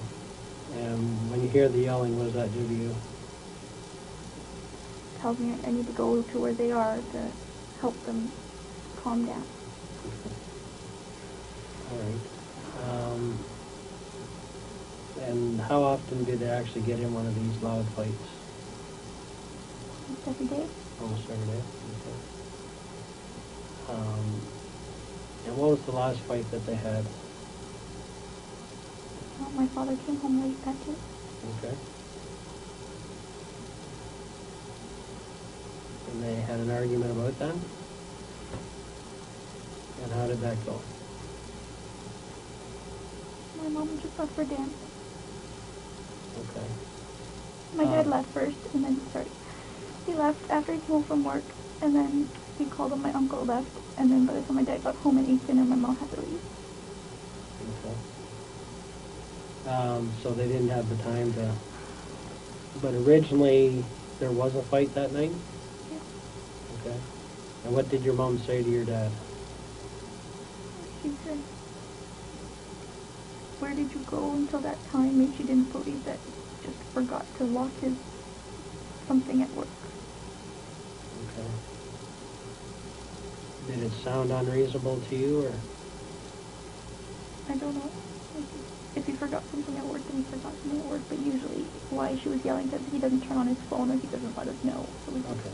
She didn't think it was considerate, I guess, is what the argument really was about. Not so much that you were late, but you didn't call about it. Is that more? Yeah. If I'm wrong, tell me, but I'm just... I think so. Okay. And, but he was, what, a half an hour late compared to usual? 40 minutes, yeah. 40 minutes, okay. What did she think he was doing in those 40 minutes? She never said. Did she believe that his story or not? She didn't really say. Okay. Now, was she more upset that he was late or that he just didn't call? He has a phone and he never uses it. Okay. The supper, is it usually made for a certain time every night? Which is what time? 5:30. So he'd have been home in time for that, though? Yeah. Yeah, okay. Now, when you went up to your room to get ready for bed, what does that entail? Brush my teeth, put on my room. Okay. And what do you wear to bed? Comfortable clothes. Okay. Do you wear pajamas? Sometimes, not all the time. Okay. What would make you wear them, or what would make you not wear them? Laundry, or how lazy I am, or how comfortable my regular clothes are. Okay. Did you actually change your clothes that night? I put on a sweater because it was cold. Okay. Which was what? Skating sweater, I believe. Okay. And what did you have for bottoms?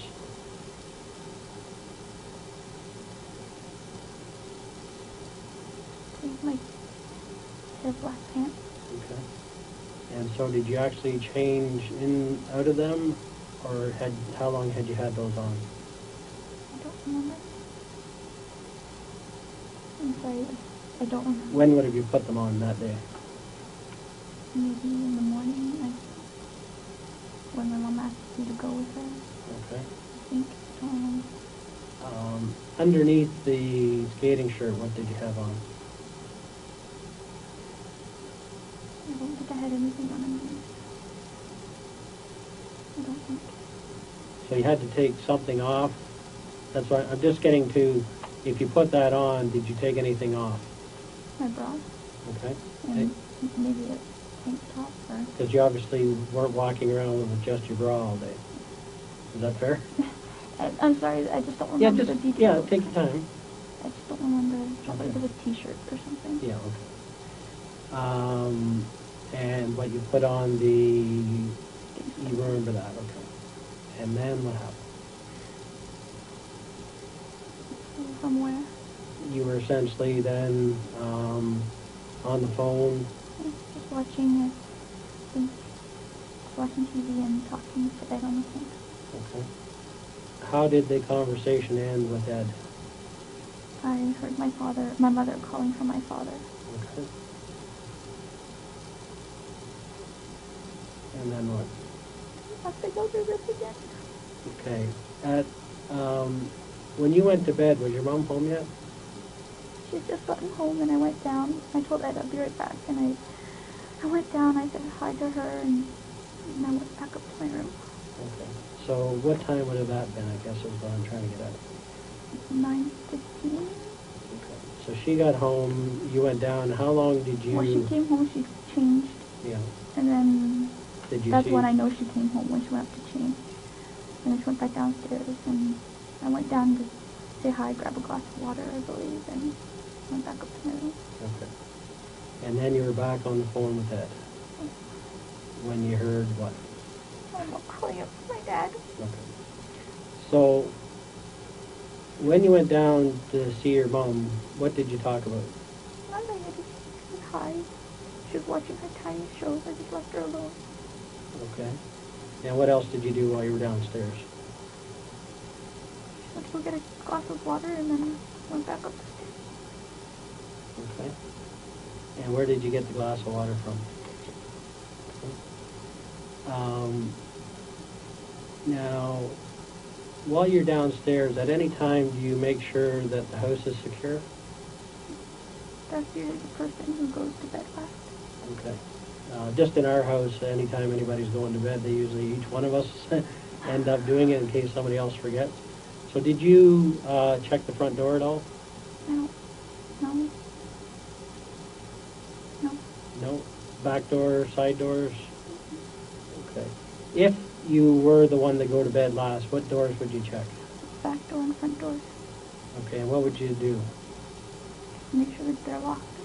Okay. And if they weren't locked? Lock them. Lock them.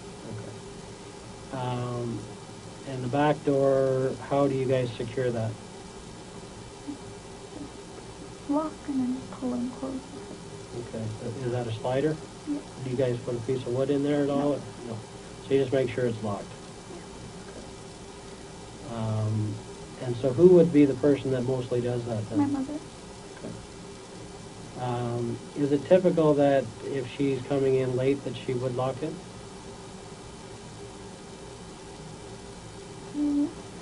You know, meaning if it's already dark outside, would she lock the door as soon as she comes in? You know, as opposed to being in the middle of the day and you just... I think I'm pretty sure. I don't... I'm not 100% sure. Like, let's just say you came in and it was already dark outside. Mm-hmm. What would you do? Well, I'd lock the door behind me. Yeah. Because you don't intend on going out again. It's just common practice. Okay. All right.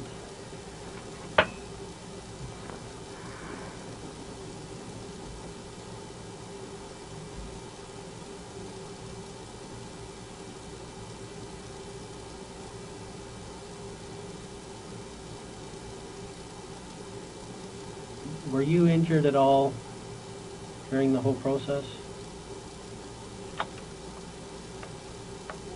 Not really. Okay. Not really anything? No. Okay. When they tied your hands, what kind of style did they tie them? I'm not sure. I made that. Okay. And when they tied you to the banister, how did they do that? One of them was holding me, the other one was tying, I think. Okay. And how did they tie? I don't know. They maybe kept looking down. Okay. And let me look. Yeah. What could you feel? I felt like a tight and then like another tight. Where did it feel tight? In my upper arm. Okay. So what was around your upper arm? Black face. Okay. And what was around, how else were you tied? And it was on my wrist. Okay. And were your wrists tied to the banister? No. How do you know? Because they tied my wrist first and then they tied my arm to the banister. Okay. Now, you mentioned on the tape that you were getting loose. What did you mean by that? My upper arm was falling. The string was falling. Okay, where did it fall to? It's short distance, an inch. Okay, and how did you get it to do that? I don't remember. I was just wiggling and trying to get it. Okay. And where did that string end up when the police got there? They cut it up. Okay. What's that? I don't want to go through this. Okay. Well, these details are important because it shows us what they did, right? We need to get that. The one thing I do want to go over is the description of the gentleman that you said you called him number one. Can you tell me that again?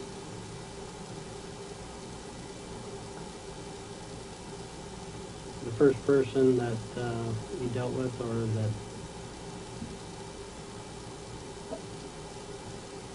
Can you help me with that?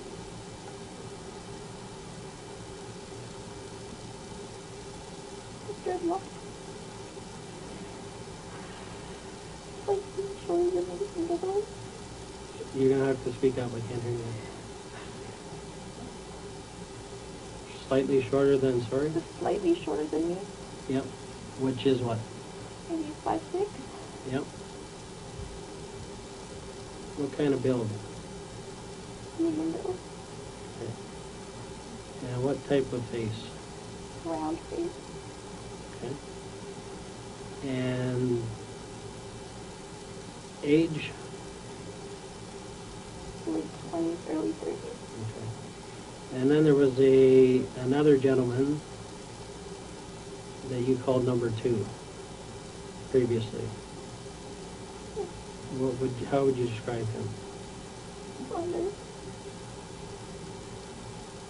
He didn't. With a hoodie on, and he had his face covered. Okay. Was his face covered the whole time? Yeah, I think. With what? Bandana. Okay. Cloth. Okay.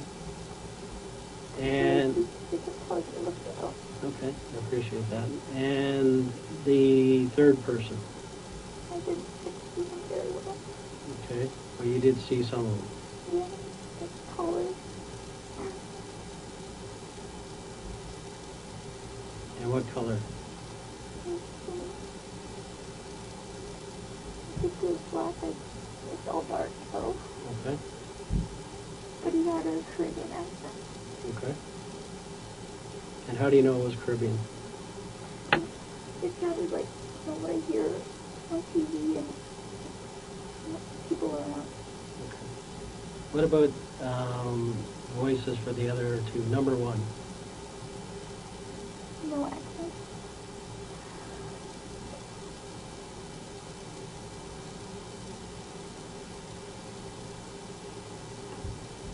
And what about neither of them had an accent, or?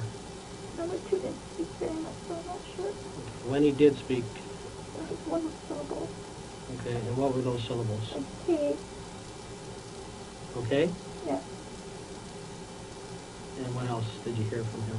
I don't remember. Okay. All right. Do you need anything to drink at all?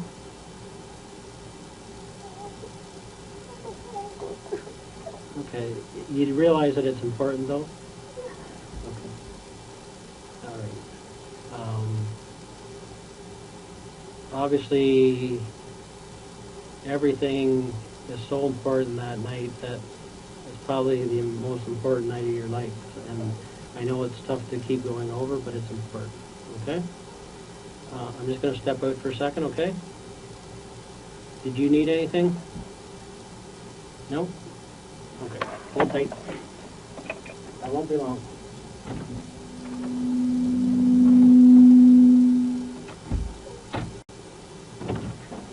Okay, sorry about that. All right.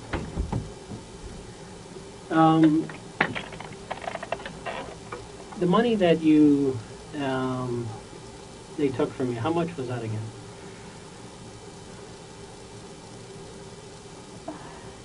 $2,000 of mine, and I don't U.S. I believe. I heard my mom say it was like maybe $1,100, but I don't know. Okay, so of your own 2,000. Okay, and what kind of denominations was that? There's a 50, 20. Okay, and if you had it in a stack, how big would that stack be?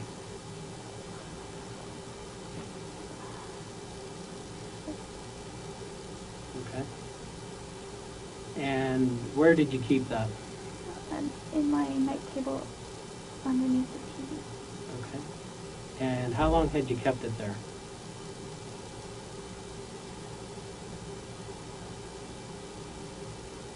Maybe 6 months. Okay. And before that 6 months? It was in my other bedside table. Okay, which is where? Not the bedside. Why did you switch it up? Because that one got full. Okay. So you moved it over. Did you have any other money in your room in any other places? A few 20s in my wallet. Okay. Did they get that? I believe they did. Okay. Did you give it to them? They pointed it at one on my purse. Okay. And what did they do with that? I don't know. Okay. You saw him take it or not? Okay. And you haven't been back to check since? I can't see. I didn't go into the house. Okay, gotcha. Now, and where did that money come from? Some of it I just recently withdrew, and others is from money I saved up from certain. Okay. How much did you withdraw?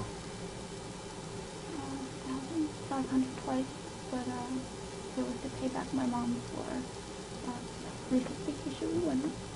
Okay. So how much did you owe her? 500. Okay. And when did you take that 500 out?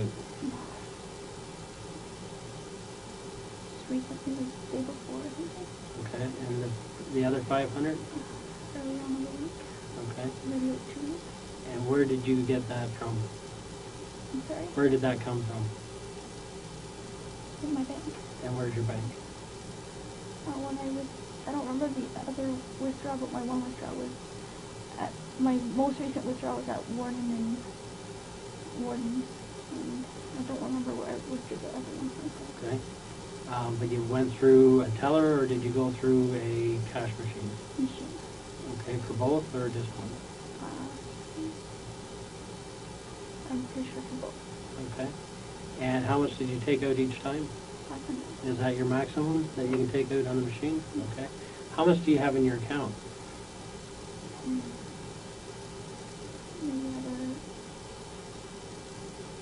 over 1,000.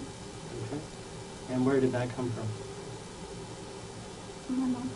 Your mom? And when did she give it to you? She gives me these checks. Okay. She works and she puts it under my name. She works where? I don't know what that's like. It's like this packaging company. Okay. And that's on the side, or? Yes. Okay. And she puts it in your name, and do you have to give her the money back then? Yes. Okay. She keeps a tab, and Okay. every time I withdraw, I give it to her. Okay. And how come you hadn't withdrawn, or how come you hadn't given it to her yet? She hadn't asked for it yet. She's like, just give it a few days, and then... But she knew you withdrew it? No, she's like, I will be withdrawing from Okay. I caught it. She didn't know you already took it out. So why would you not just give it to her then? Why would you withdraw it and not give it to her? I don't know. It's just I'd only give it to her because then she forgets to write it in her book. Okay. All right. So how often does she give you she has a check made out to you? Do you put the deposit in, or? Yes. Okay. How often does she make a deposit in your account? Once a week. Okay. For 500, or No, what's the amount? Random amounts, like 200, 300. Okay. And they come from a packaging company? And where's that? Gordon and 14th area. And does she report there every day, or? No, just whenever they need to, they'll call her in. Okay. All right. Okay. Now, the reason why I'm here today, okay, is that I'm an expert, okay, in what we call truth verification. Okay, I'm not a homicide detective, okay, although I work on a lot of homicides, okay. So my job in any case, and anybody that's a witness in this case, I have to speak to, okay, after they've been interviewed originally by anybody else, okay. And so what it's about is truth verification, okay. So basically all my studies come into interviewing and detecting deception, determine if somebody's telling the police the truth, okay? Because every investigation that we run that's a homicide, we run a parallel investigation, okay? And when I talk about a parallel investigation, what I mean by that is obviously the detectives that are assigned to the case, okay, are trying to determine who's responsible for the home invasion, who's responsible for what happened there, okay? That's their job, okay? My job is to determine whether everything somebody has told us as a witness or as a reporting party is actually the truth, okay? Now, in my experience as a police officer, no matter what the case is, okay, for some reason or another, people make mistakes in that they don't always tell the truth, okay? They may tell some of the truth, but they don't always tell all of the truth. Do you know what I mean? Okay? And I know in your life you've already had occasions where you're well aware what half-truths mean, right? What do they mean? You don't believe. Yeah. So when we're talking about truth, we're not just talking about a person saying something that's not true, right? That's one way of not telling the truth, simply by making something up, right? Do you agree? Okay? But also withholding information is not telling the truth, okay? It's purposeful deception, really, right? Okay? They're leaving stuff out that may assist the investigation, okay? That may lead to the people that are responsible from being caught, right? And that's where we talked earlier about, so some people obstruct the investigation, okay? Because they provide facts that are totally not true, okay? Other things they tell about the case obviously did happen.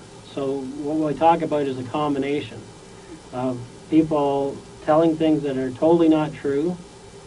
Leaving information out would be two ways that people haven't been truthful. Okay. So how do I make my conclusions? Okay.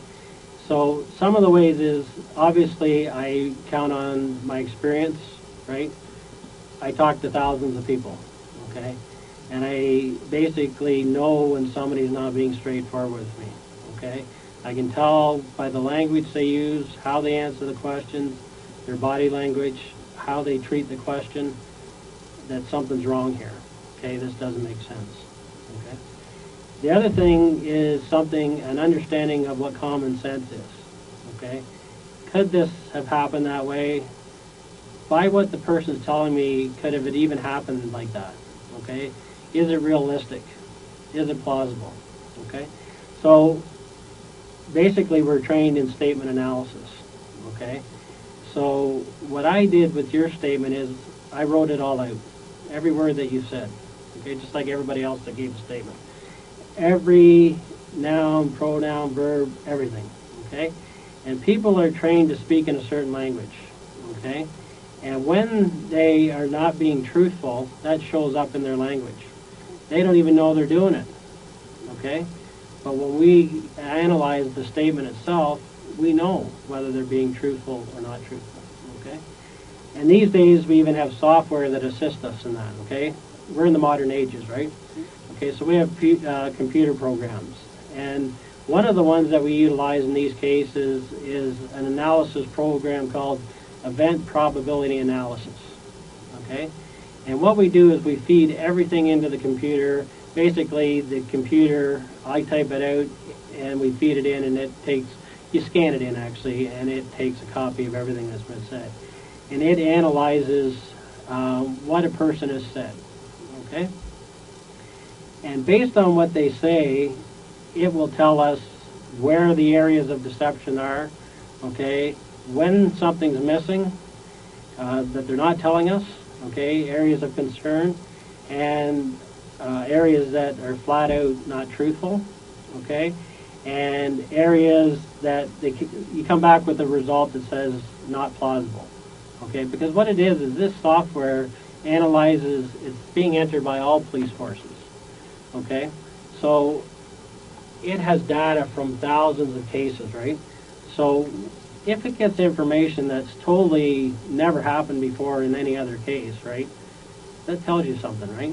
Because human beings, there's only so many ways to do something, okay? And people follow patterns, okay? And when things go outside of a normal pattern, that's a red flag, right? Do you agree? When things don't add up. So that's another thing that we look into. Of course, I have to go over all the forensics of a case, okay, because that's evidence, okay? And you're already aware of how many days the police were at your house, right? What's that? About, yeah. Days on days on days. And when they were there, okay, they're not just there taking a couple pictures or anything, okay? They're going over that house with a fine-tooth comb, okay? They're going over every hair fiber, every skin cell, every bit of blood, because essentially, you know what DNA is, right? Okay? Basically, a person cannot go in or out of anywhere without leaving a part of themselves behind, right? You understand that? You watch CSI at all? a little bit. A little bit. But it tells you that it would be like if you and I walked out of this room right now, right? And we brought in our forensics experts, right? And what they would do is they would collect any hair, any fibers, any skin cells, any DNA that was in this room, okay? And what they could do with that is simply say, at the end of the day, they would say, you know what? Jennifer Pan was in that room and Bill Gates was in that room, okay? It's conclusive that we can't go in and out without leaving parts of ourselves behind. You understand that, right? Okay. So obviously the forensic in this case will tell us a lot of information, okay? Who was in what room? Who wasn't in what room, okay? what you have to remember is what is there and what is not there are just as important. Okay? So if somebody was said to be in a certain room, and our experts went through there and there were no fibers from that person, what would that tell you? Yeah, they weren't there. Okay? So in my work, I'm looking for what's there, but also what's not there is just as important, and you know what? A lot of times it's even more important. Okay? Because it goes to verifying what the witnesses have told me. Okay? Or what they haven't told me. Both. Right? Okay, so that's another thing that, of course, that's done at every scene. Okay? The other thing that we do is obviously we talk to a lot of people, and you already know we've done that because we've talked to a lot of your friends and people that you know, right? So you're well aware that we don't leave any rock unturned, okay? And so we go out and do that. You already know that we've contacted these people because that's part of what we do in every investigation.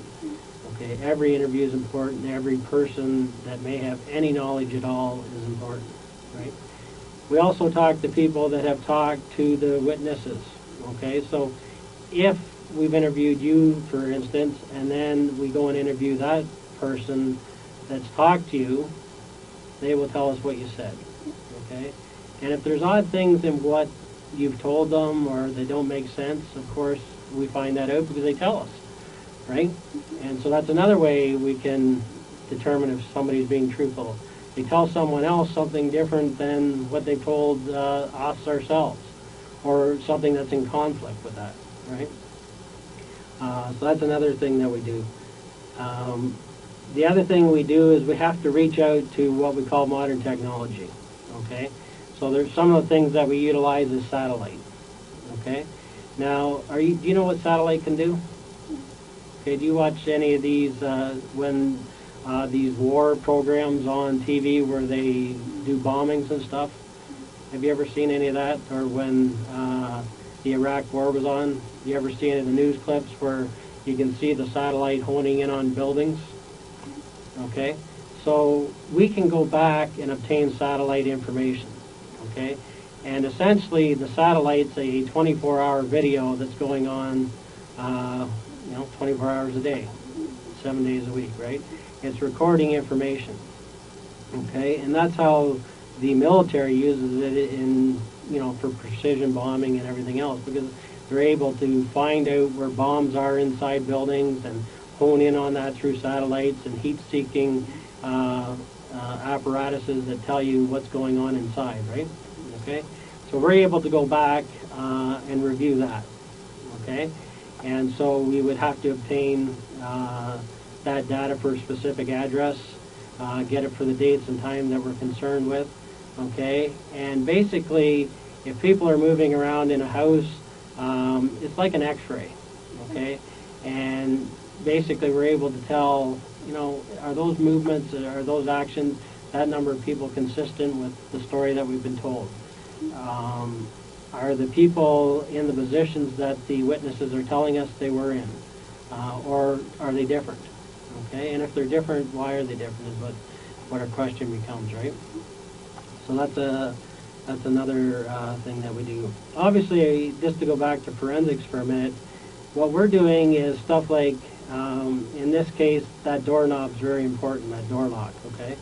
And so we're looking for who was the last one that actually touched that doorknob, or door lock, right? Okay? Did somebody lock it last, or did somebody unlock it?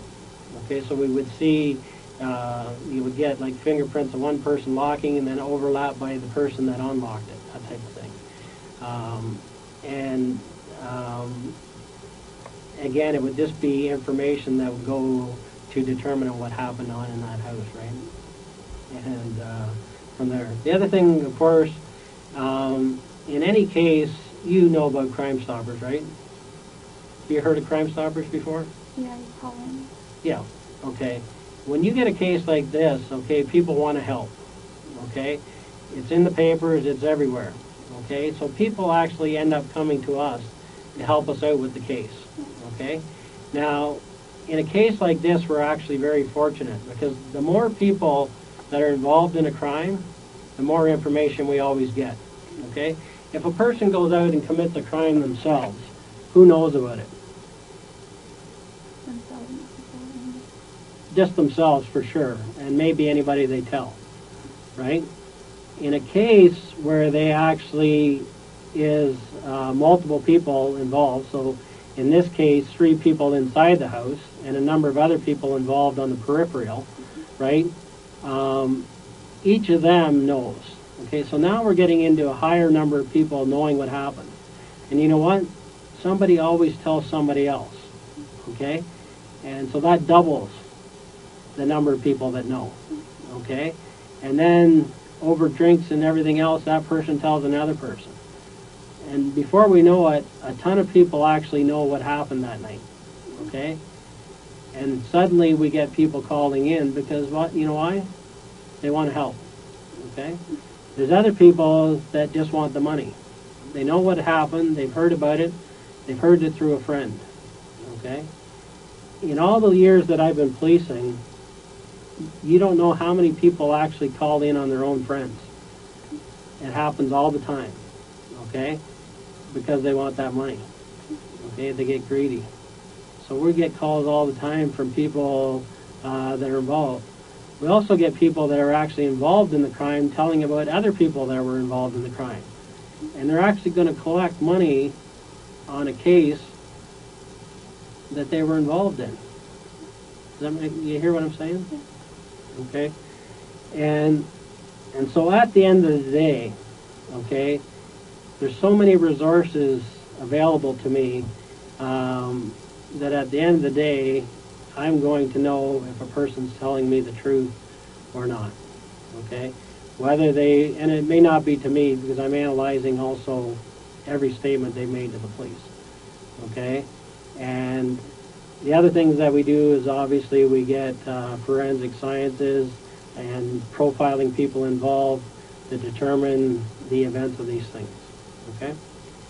Now, I can tell you that nothing surprises me in this job. Okay? I am well aware that anybody on this earth is capable of making a mistake. Okay? I don't care who they are. I don't care if they're a priest. I don't care if they're a school teacher. I don't care what the situation is. Given a certain set of circumstances, everyone has the capability, Jennifer, of making a mistake. Doing the wrong thing. Okay? The key, though, when I talk to people is when they made a mistake, okay, that's one thing, right? The key is to not keep making the same mistake. Okay? And to get that information out and get it off their chest. Okay? You understand what I'm saying? Okay? So, at the end of the day, from this case, and I can tell you I've spent literally a week on this case, going over information after information, accessing all these sources, speaking to every other expert on the case. Okay? And at this point, Jennifer, I know that you've not been truthful with the police. Okay? You've not told us everything that you know, purposely. Okay? And that you've left information out. Okay? There's a number of inconsistencies in what you've told the police. Okay? One of the things you have to remember is that your dad was there. Okay? And your dad had a front row seat to all of this. Okay? And your dad's a very smart man. Okay? And he has a very clear perception of what's going on. And he tells a very truthful story, because I've gone through this whole process with him. Okay, I've had to do the same thing. And I know he's being truthful. Okay? The problem is that your story, what you're telling, is not truthful. Okay? And we have to clear this up. Okay? your rendition of what happened, one, a lot of events you say that happened never did.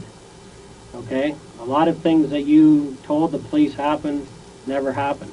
Okay? They never happened in the sequence that you've told. Okay? You've got to remember that your dad was there. Okay? That's just one part of it. There's lots of other things that tell me that you've not been truthful. All this analysis that I've been doing. But on top of it, that yours doesn't match at all, except for very few factors that you've told truth, but you haven't told all the truth. We're getting into where, you know, you've spent a considerable amount of time in the last 7 years telling half-truths, okay? And I can understand why, okay? You've had a tough life, okay? What's happened to you, to me, equates to abuse, okay? And all the stresses that you've had and forced to lie, I can understand why you did it, okay? But you're in another situation here where you're under another tremendous amount of stress, okay? And that stress is brought on by those same factors that brought on stress before, okay? The number one thing that brings on stress to you is when you're not truthful, right? That hurts you, right? Okay? And it doesn't feel good inside, does it? It breaks down the person that you are. Because at the end of the day, you're a good person. I know that. You've got a good heart. Okay? In this case, though, you've made mistakes. Okay? And you're involved in this. I know that. Okay? There's no question about it. Okay? The only question right now is, are you going to keep making mistakes? Are you going to go on the route that you've gone on over the years and try to pretend that things happened that never happened? Okay? Are you going to not face reality here? Okay? You were not truthful to the police in this case. We know that you're involved. We've done our homework. Okay? We have to resolve that now here today. Okay? I need to know from you what really happened. Okay? And I mean, who else is involved in this? Okay? Because there's no doubt, Jennifer, that you are. Okay? We know that. We're past that. Okay? There's no question about it at all. Okay?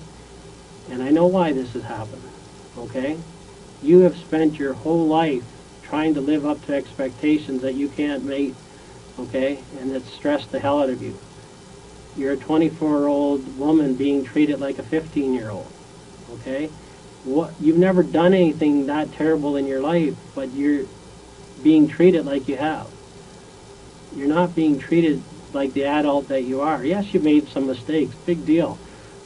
You're not the first person that has gone out and not told their parents that they're dating a guy, because in your culture they don't accept it. I understand that. I've talked to people in here that have kept that secret for their whole life from their parents. Okay, so that's not abnormal, but that puts a lot of stress on you, right? That's not easy for you, is it? No. Now, what we need to get down to here today, Jen, is what really happened. You need to tell me what went on, because you know who was in that house that night. You do, Jen. There's no question about that, okay? There's no question about it, okay? You have actually given an improper description of the person you were dealing with upstairs. Number one, you falsified the whole description of that person. We know that, okay? We know that, okay? Yes, you did, Jen, okay? You did. You've made a mistake here, and we got to get to the bottom of that. That person did not exist in that house that night. I know that. Okay, we've done our homework. Okay, you heard on the news that there was video, right? Okay, it wasn't 3 black guys that left that house. You know that, and I know that. Okay, so we need to get down to why you have purposely told us a false description of number one. Okay? No, Jen. It's totally wrong. And it was done on purpose. Okay? To mislead us. okay? Because you're involved in this, okay? You cannot deny that, okay? You cannot deny that. We know now, okay? So let's just get it out on the table. You've made a mistake. I know that, okay? But you can't live with this any longer than this. You're bloody nervous wreck over this thing. This thing, if you could take it back, I know that you would. If you could go back to that day and play this all over again, it would be different, okay? But you need to right now know that we know that you're involved. There's no question about that. None whatsoever, okay? But what we also know is that you're a good person, okay, that's made a mistake here, right? You've made some bad decisions, okay? And it's, you know how you made the bad decisions, that not talking, telling your parents what's up? You don't want to do that with us, okay? You don't want to do that with the police, do you? Yeah, but... You don't want to mislead me, do you? No. Okay, so let's not do that. You made a mistake that night. You got involved with the wrong people, okay? You got involved in the wrong set of circumstances, okay? But that's over with now. We're past that, okay? We know that that happened, okay? But, you know what? In all my years of policing, it doesn't matter what goes wrong with people, it's never too late to do the right thing. You know that, and I know that, okay? And what you can do here today is actually do the right thing, okay? You have to do the right thing, okay? You can't go around continuing this, okay? Remember when you said what it did to you when you went through those years of depression? That was brought on by not being truthful, living a lie.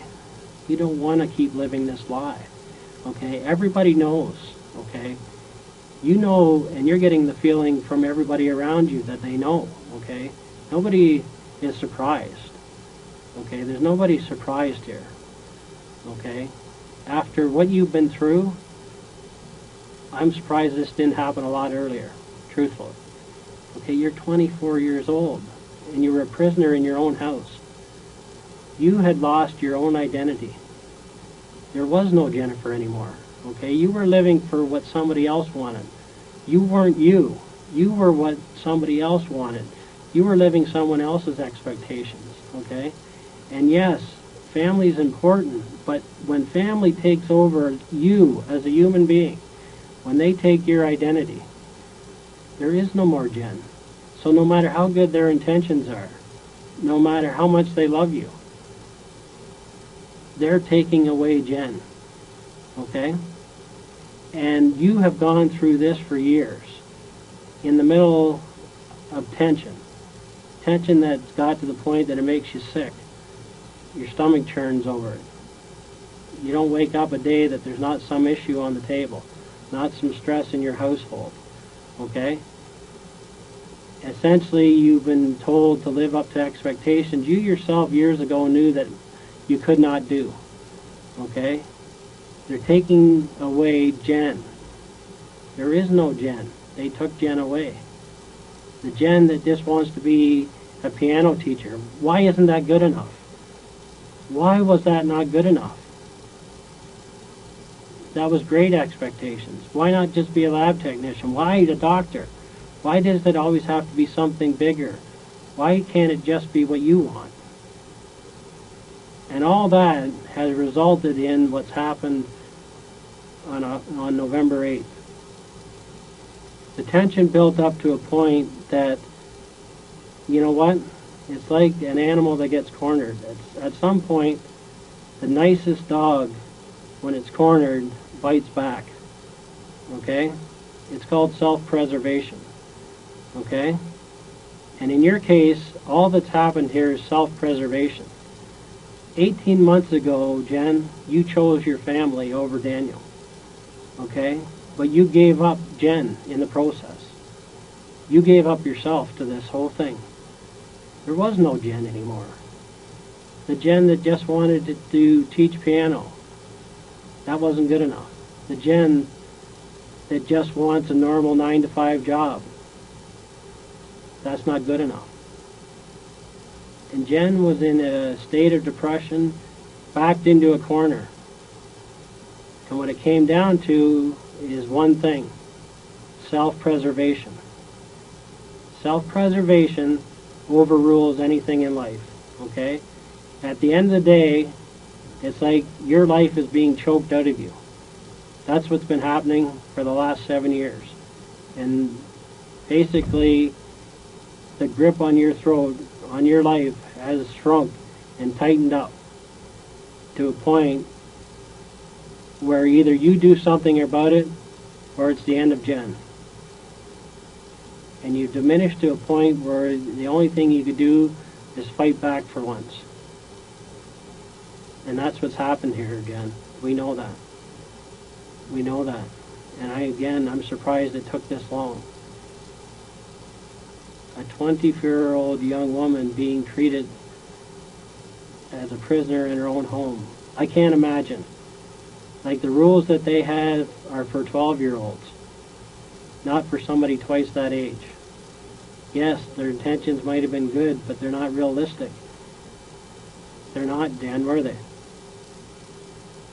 Ken? Their expectations weren't realistic, were they? You couldn't live up to them, could you? You tried to. Right? Am I right? Yeah. And finally you had to bite back, right? You had no other choice. You felt like you had no other options. You thought of everything else, including killing yourself, to make this change, right? Right? I'm right, aren't I? Jen? Right? It's okay. We understand. Let's talk about it. Let's get it out in the open, Jen. That's all this is, about understanding. We know that you were involved. We know what you did. But you can't live like this. You got to get it off your chest. You've been so stressed out from the moment this happened. You knew that it was going to happen that night, before it happened. And why you froze on your bed there is because reality had set in. The plan was in motion. There was no turning back. And I know right now you wish you could turn it back, right? You wish you could go back before that night and stop this, right? Right, Jen? Right?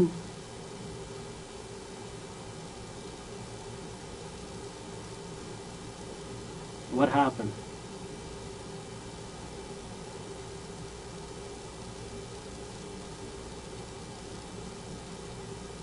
What happened?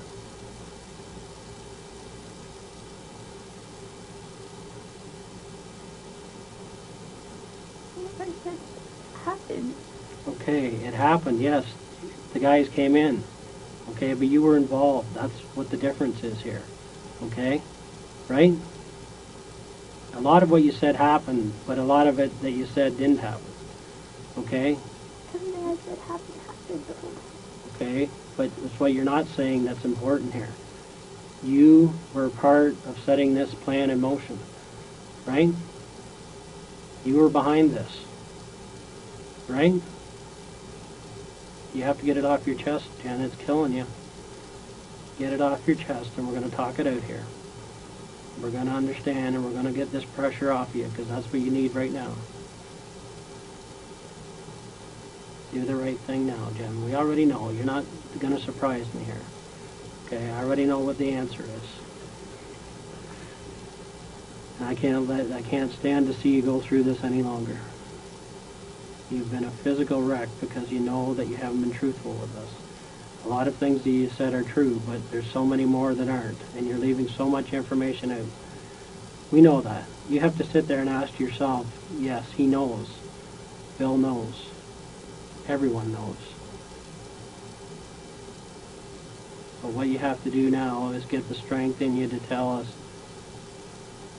why it happened. I have some pretty good reasons there why it happened. Like, to me, it was a form of abuse here. Because you can't do that to a person. You can't. This is Canada. We're in the 21st century here. You cannot take everything out of a person.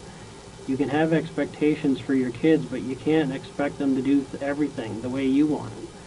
Okay? It's just like your dad said about fixing everybody else's home but not fixing his own.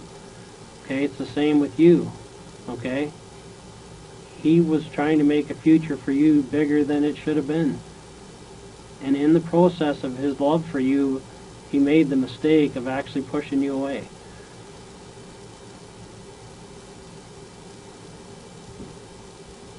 Right? All his good intentions. What happened? All his good intentions went the other way because he made too high of expectations on a young woman. We know that, Jen. You know that. And now's the time to get it out in the open here. Right? You know the importance of telling the truth when it really counts. And you know what it does to you as a person when you have to deny things that you know are true. Right? It doesn't feel good, does it? Jen? It doesn't feel good to have secrets, does it? No. You have to let me know what happened here. Okay? Okay. But you were involved. Right? That's the part we need. Okay? We need to hear that from you because we know you were. We're going to talk this out and figure out what happened. I'm going to make it easy on you, Jen. All you have to do is tell me that you were involved, right? I'm right, aren't I? You know it. We know it.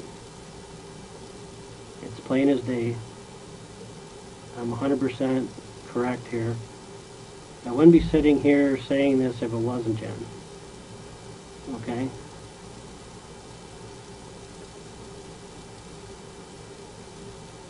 But we have to get through this. You have to get through it. Yes, people came into your house that night. Yes, that part's true. The descriptions you've given, you've held back. You haven't been straightforward. Okay, I know that. Okay? No, you haven't. Okay, we know that. Okay? Let's get it out on the table here, Jen. Okay? It's not true. Okay? You were involved in this, right? You knew before that night that this was going to happen. I'm going to make that easy on you. That's a true statement, right? You knew before that night that they were coming, right? That's all I need, Jen. Let's get the truth out here now. You knew before they came that they were coming, right? Right?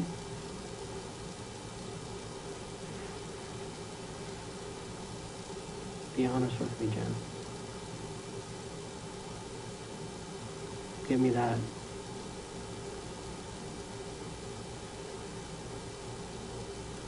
Right?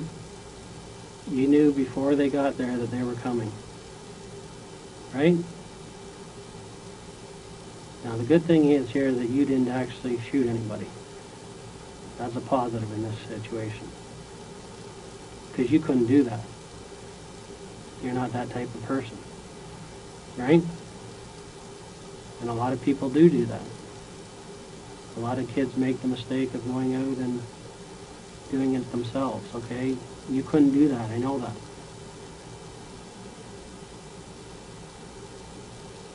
I know that. And that's a good thing.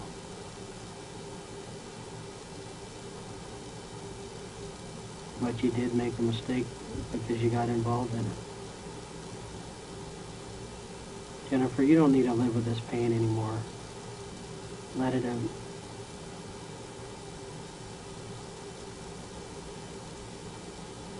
Look at me, Jen. Let's be honest with each other. I've been nothing but honest with you here today, and I hope you can do the same with me. I'm here to listen.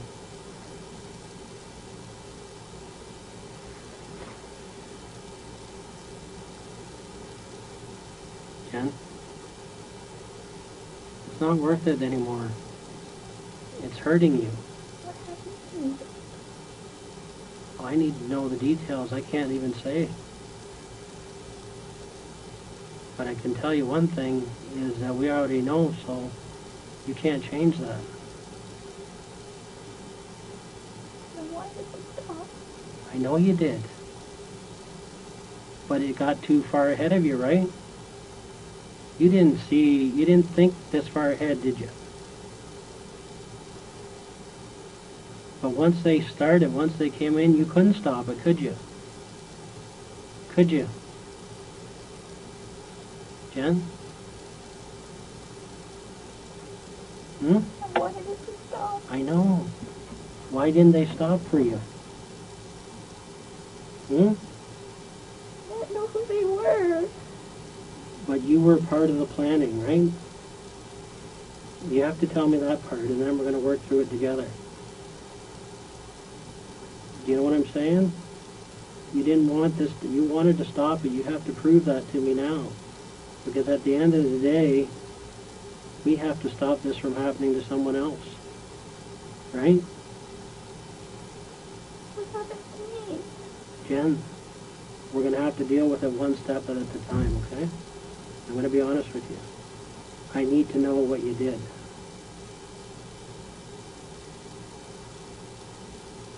And then you and I are going to work through this together. Because the most important part of this whole thing is that we do the right thing for your mom. Right? I am her voice right now. I'm working for your mom. That's my job. And I have to get to the bottom of this for your mom. But I need you with me on it. Okay? I want you to step back for a minute and think, what would your mom want you to do right now? And I know she's a good woman, and she's taught you all your life that, Jennifer, no matter how bad it gets, no matter what you've done wrong, you can come to me and tell me. And I'll understand. Right?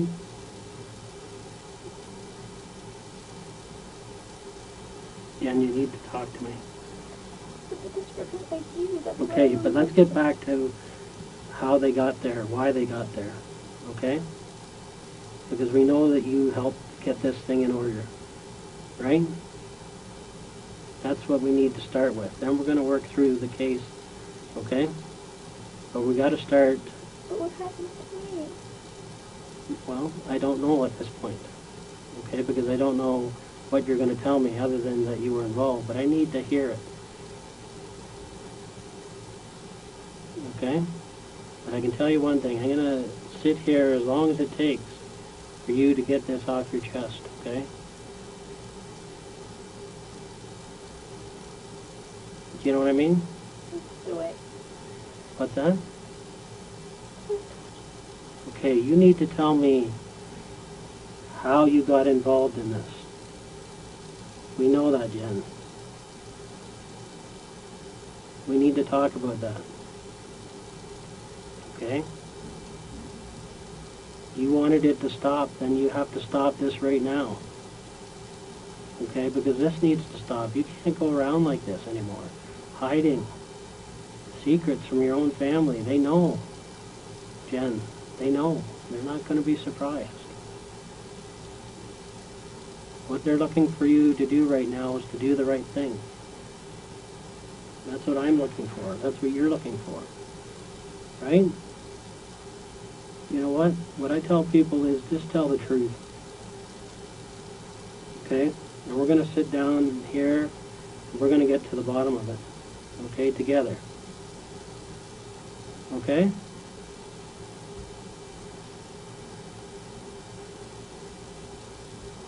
Jen? What happened?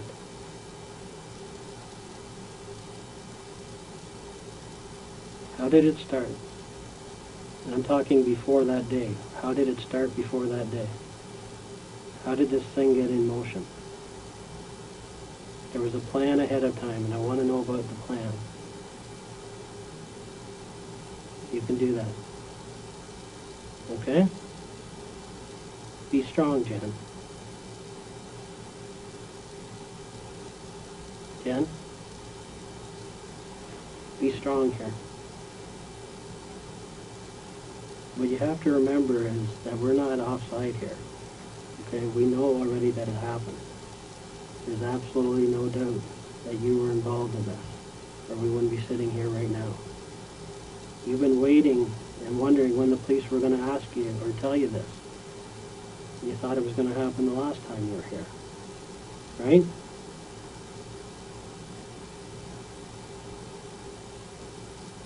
Stay with me, Jen. Let's get through this.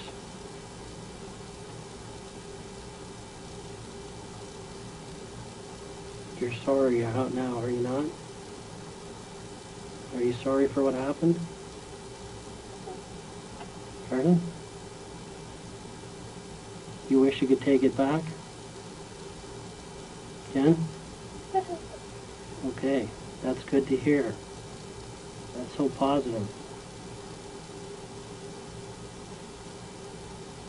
You wish it didn't happen, right?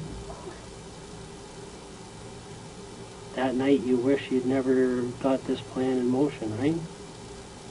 Right? You wish you never told anybody to do this, right? Jen?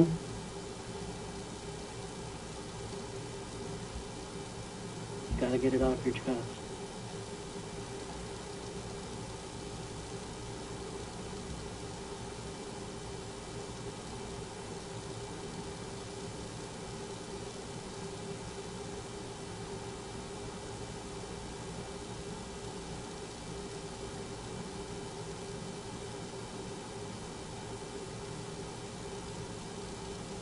Jen, I'm looking for the Jennifer that knows the right from wrong. Are you there? Yes, okay, sit up and let's talk. Okay, I know this has been hell for you. You have gone through hell for years. All you were looking for is a break, a chance to be on your own, to make your own decisions, to be Jen. Right? That's all you were looking for. Right? Right? You felt cornered. You felt like you didn't have any other options. Right? Jen? You didn't have another option, did you? At the time, you felt like this was the only thing you could do. But once it started that night, you wish you could have stopped it so much. Right? Jen? You wish you could have stopped it.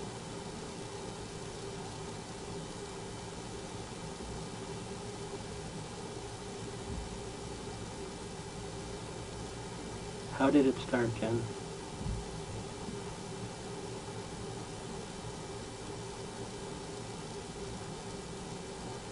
Eh? Look at me. How did it start?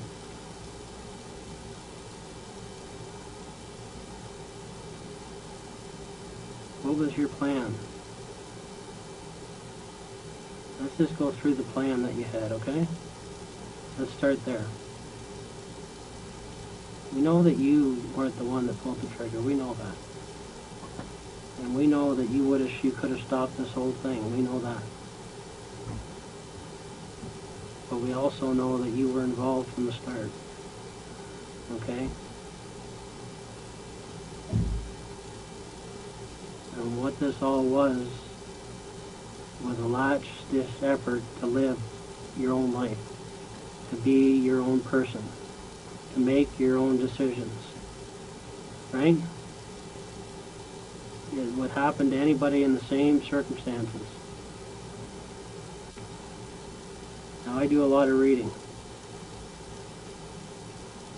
And over 300 kids in North America every year are involved in their parents' deaths, okay?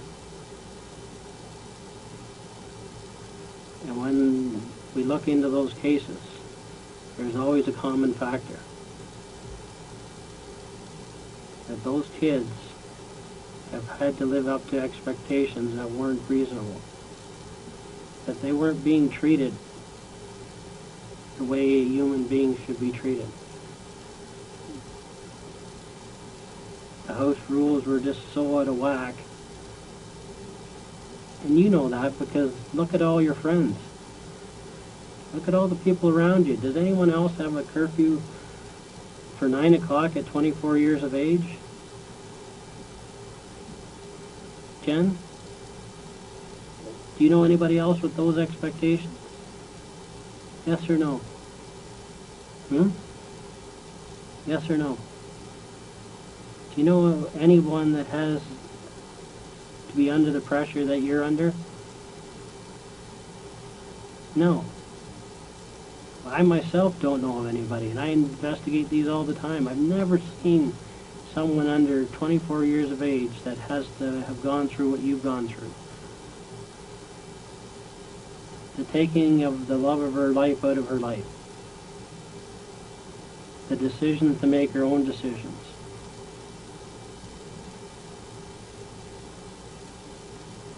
You had no choice here, Jen, I know that. And anybody else in your situation would have done the exact same thing. The only thing different is I would say that they'd have done it a lot earlier. They would have looked for a way out. You've tried everything. You've told them, but no one listened. They didn't listen, Jeff. Now,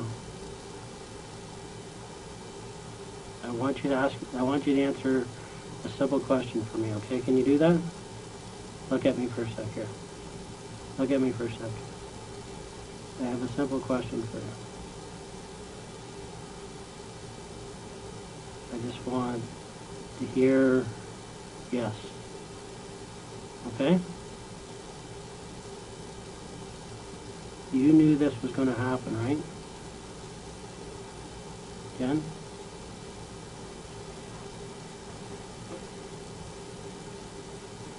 Jennifer?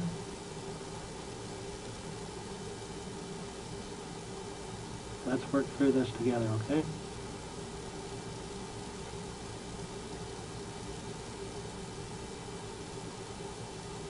It's okay. You made a mistake. You made a mistake. That you can't change.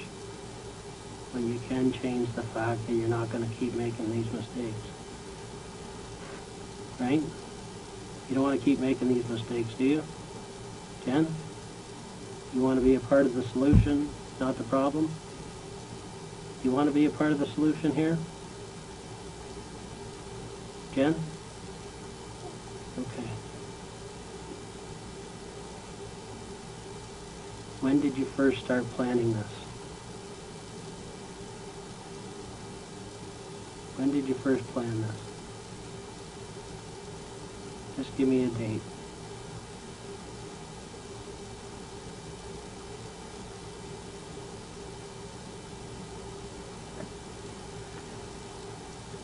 Yeah? When did you first start planning this?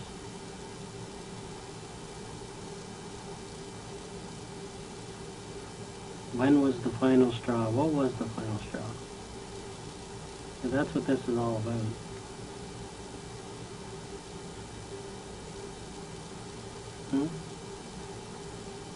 What was the final thing that did it?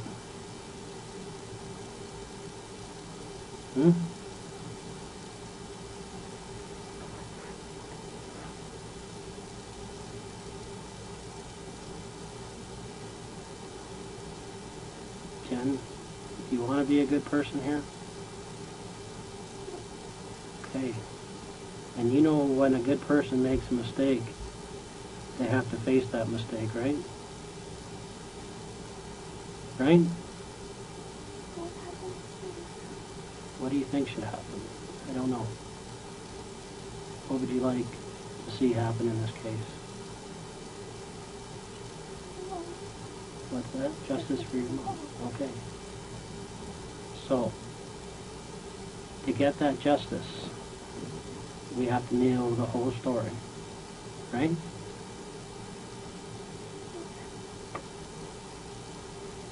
Well, one thing is that you're going to be Jen again, right? That I can promise you. You're going to be a person making decisions for Jen.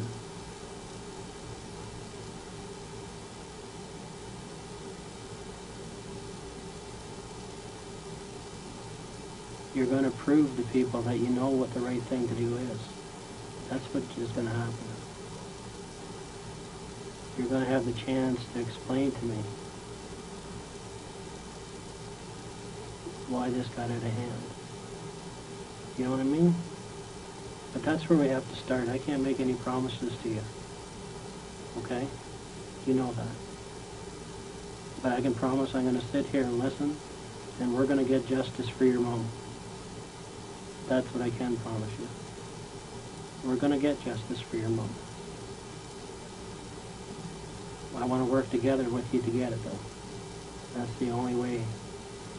Right? You can understand that? We have to work together now, Jen. We can't be on opposite sides here. There's going to be justice for your mom. It has to be a partnership. You and I have to work together. And we'll get that. Okay? So how did this start?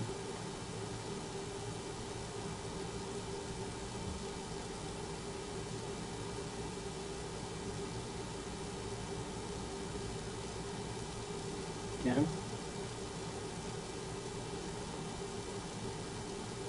Do it for your mom. That's all this is about. I've watched you in all these statements. Okay? And, you know, I know what the truth is, and I know that you loved your mother, and I've told everybody that. I said the worst thing about this whole thing is that poor girl loved her mom. But she got involved over her head. And every word you heard from your mom, it affected you. I know this is the whole worst thing about this whole thing. And you'd give anything just to talk to her one more time. Right? But she needs to understand what happened, what went wrong here. Okay? So I want you to pretend that I am your mom. And get it off your chest. I want you to think of you telling your mom what went wrong. Okay? And then we're going to get justice for mom. And we're going to do it together. Okay? Jen, can we work together? Can you and I work together on this? Okay, this is a plan that went wrong, okay? You had a plan. You have to tell me about that plan. Then we're going to work through the rest of it, okay? So we have to start with you, okay? Because you got those people there, okay? You set this in motion, okay? We have to know how that happened. Then we're going to figure out it together, okay?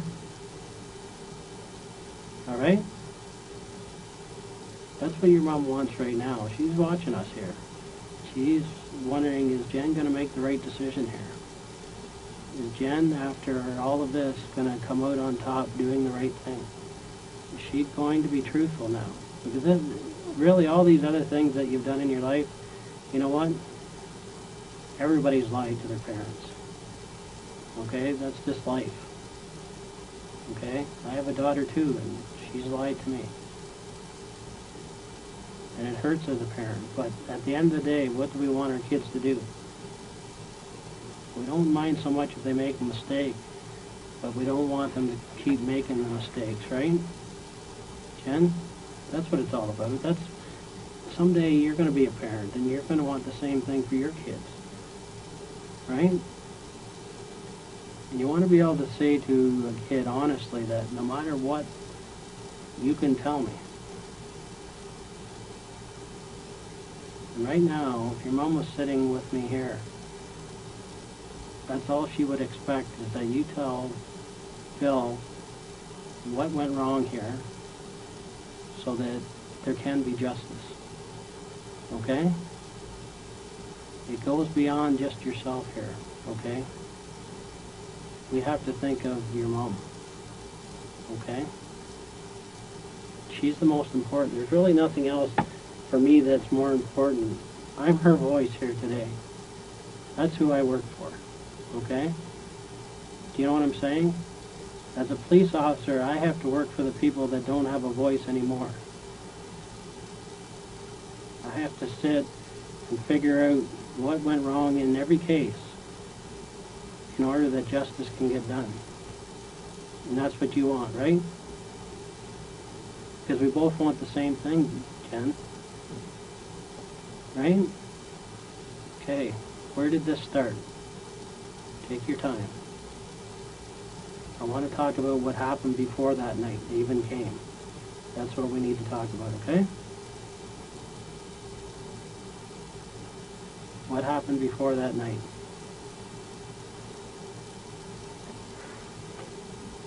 I'm with you to hear it. We're going to figure it out together, okay? What happened?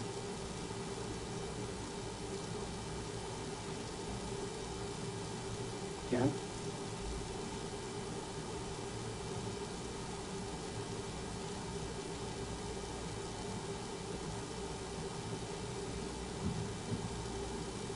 Be strong.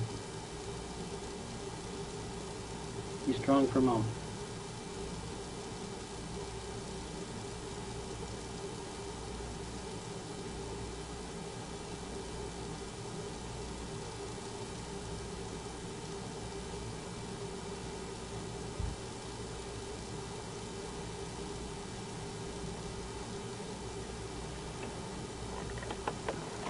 I'm here for you, Jen.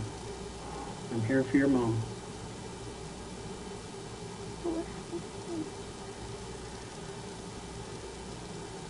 Well, you have to tell, it's one of those situations, you know what, we know that what you did, okay? But you have to be able to explain to me what happened, okay? I can't tell you what's exactly going to happen to you, okay? It's like telling you something without knowing the facts, right? Okay? At this point, I know 100% that you were involved, and this was planned out ahead of time, okay? But you need to tell me where things went with this, okay? It's the truth that's going to tell me I can give you a better answer, but if you don't give me that, do you know what I mean?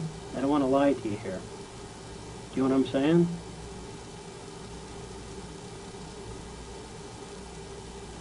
Can you see what I'm saying, Jen? I'm not going to lie to you. But I prefer to deal with this at one step at a time.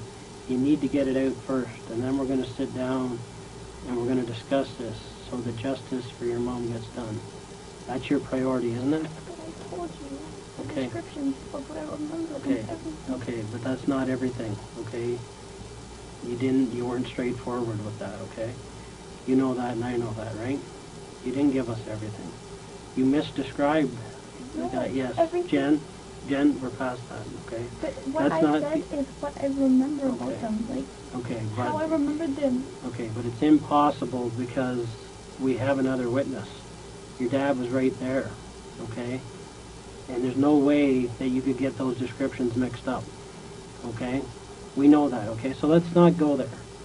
Let's go with what we can deal with. Okay. What I need to deal with, though, is, okay, you did not pull the trigger, right? Let's deal with what you didn't do, okay? right? You weren't a part of that, right? That's positive to know. Okay, but we need to know what you were involved in and what you weren't involved in. Now, we know that you didn't shoot anybody. That's a positive, right? You could never do that, could you? No. But before that night ever happened, you knew it was going to happen, right? Let's start there. That's what we need to talk facts here. Okay, I don't want to get into an argument about what happened that night because it happened. Okay?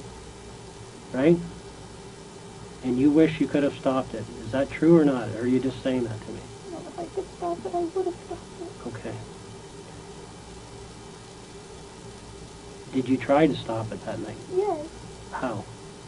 I wanted to go be with my parents. I wanted to go be with them. Okay, I understand that. Okay? But this all started off with the decisions that you made. Okay, those guys didn't show up there to take your money. Okay, we all know that. They came there to do what they did, to shoot your parents. Okay, we know that. Okay, and they didn't get there randomly. Okay, they just didn't decide that we're going to show up here tonight and pick this house randomly. Okay, this was set in motion before that night. Okay, and I'm asking you to be responsible here in your answers, Jen. You couldn't stop it once it started. I appreciate that. Okay? Right? But what I'm going to say to you is that before it even happened is where you made your bad decision, right? You got those people to come to your house. It was a plan that you put in motion. Okay? So that's what we have to deal with here. Okay? Now, do you want justice or not for Mom? Okay. Look at me then, because I'm going to get it for you. But we have to do it together. Okay? Tell me how this started. Because that's what you haven't told us, Jen. You left that part out. Okay? That's the part I want to hear. That's the part that's going to get us justice here. Okay? Then we can work through the rest of it. You can help us with the rest of it after that. You want to help us? Jen? Yes. Okay. I'm glad to hear you say that. Okay. So you need to tell me how you made this plan.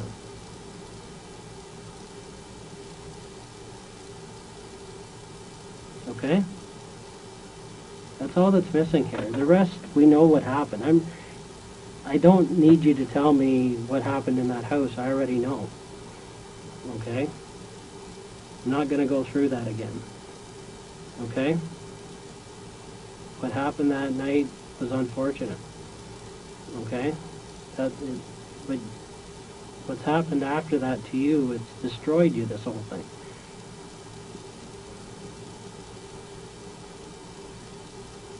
Right?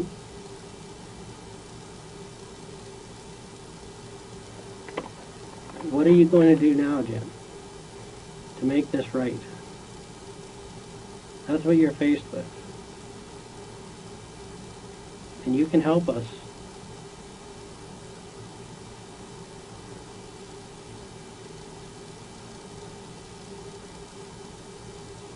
You just have to be brave here. You have to be brave. You have to actually really want justice for your mom. Okay, then you're going to have to show me. You can't just say the words, you got to mean it. Okay? Now, how did this get started, Jen?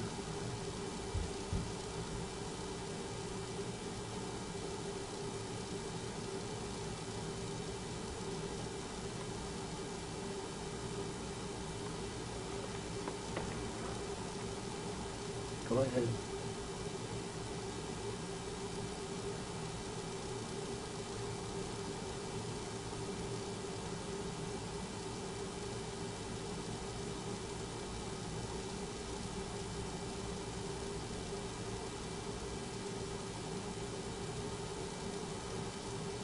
What did you do that you wish you didn't do now? Tell me that.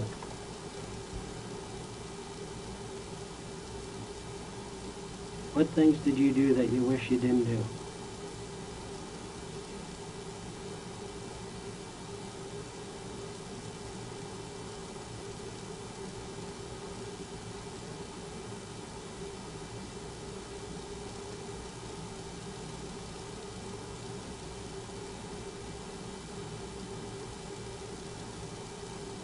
Hmm?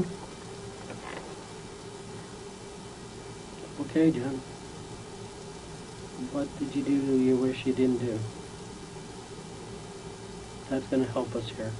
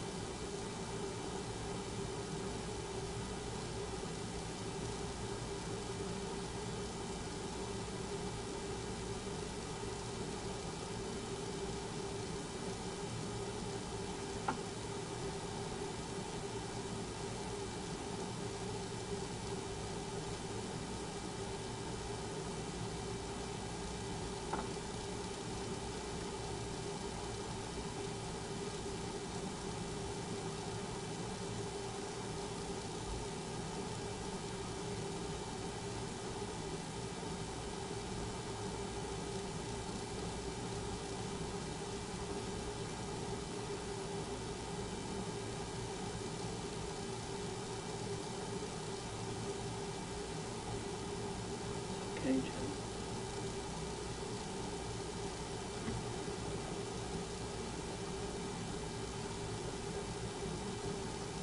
Okay, you can tell me.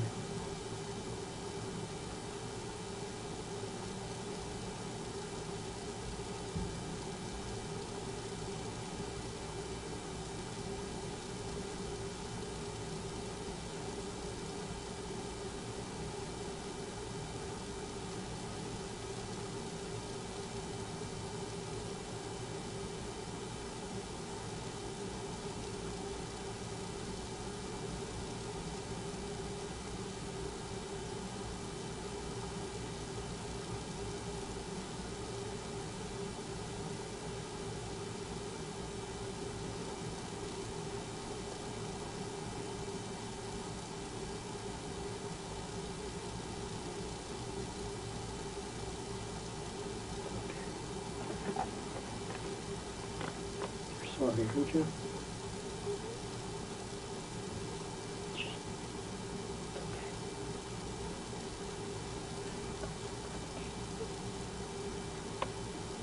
They were supposed to take you? What? Okay. So you're supposed to take the whole family out? No, just me. What went wrong? I don't know. Okay, so tell me how that happened then. Okay. It was supposed to be you. Is that right? Okay, how was it supposed to happen then? Hmm?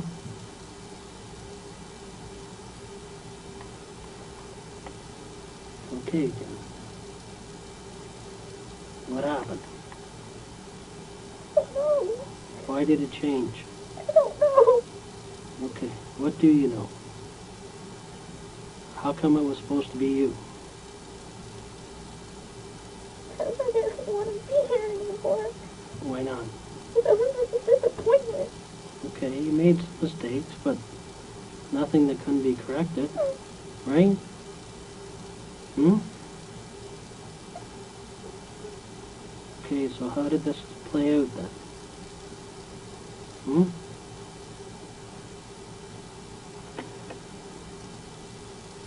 How did it start? What was the plan then? Hmm? Jen?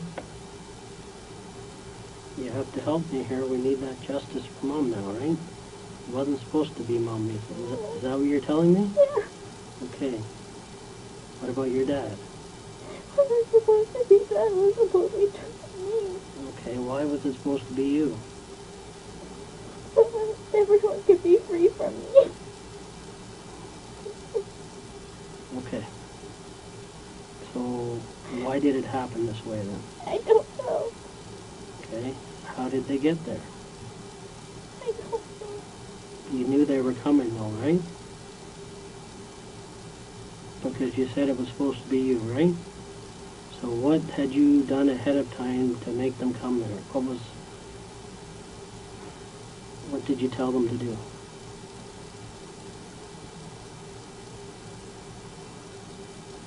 Jen? Let's work this out, okay? Let's work it out for Mom.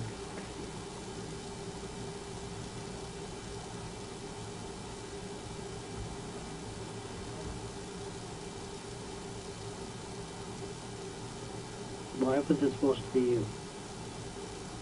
Everyone could be free from me. I was disappointed in everything. Okay. But why did it have to happen this way?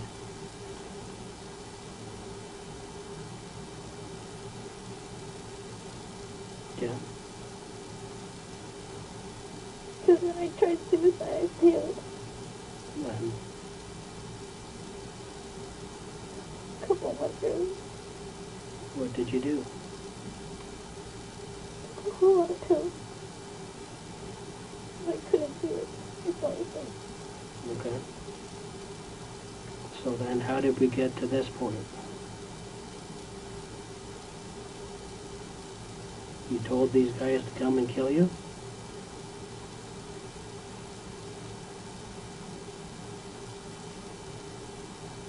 Jen? Yeah. Okay, so who did you tell?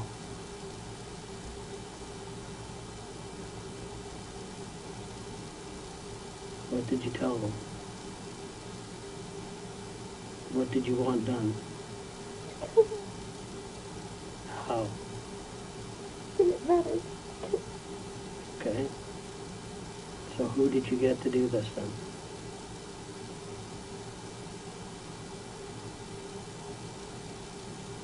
You have to tell me, Jen. I don't know who he is. I just got his number. Okay? And what's his number? I don't memorize it.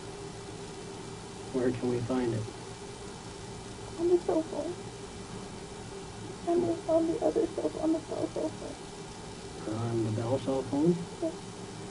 Where's that phone now? I don't know what this one card is. Okay. And how did you get a hold of this person? Called him up. And what did you say to him?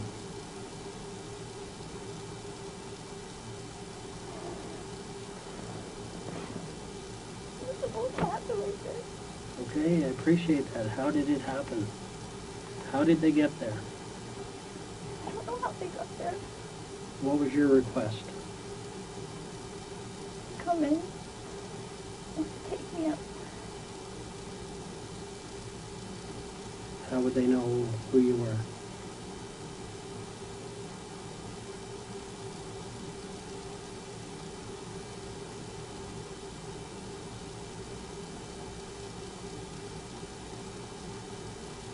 I was the only young girl in the house. And what did you discuss with this person?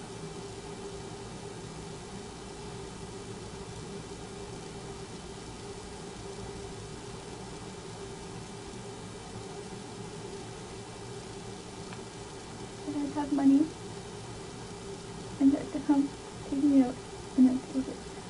Leave it. And how much was he going to charge for it then? Okay.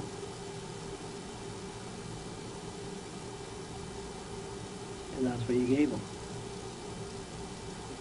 Okay.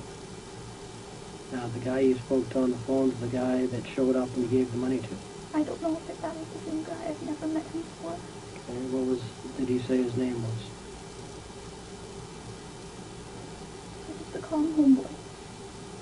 Okay. Homeboy. How did you get his number to make this call in the first place?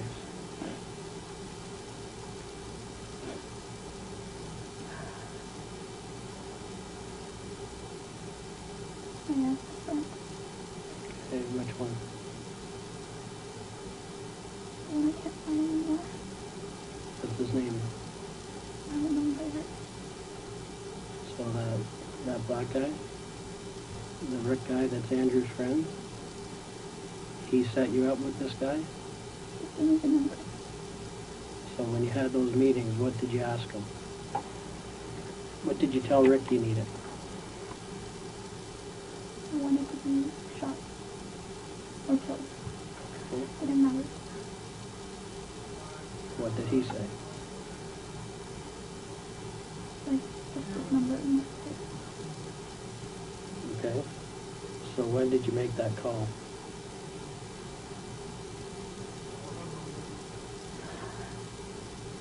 A month ago. 2 months ago.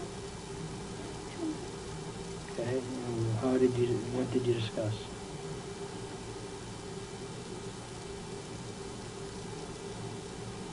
Just that.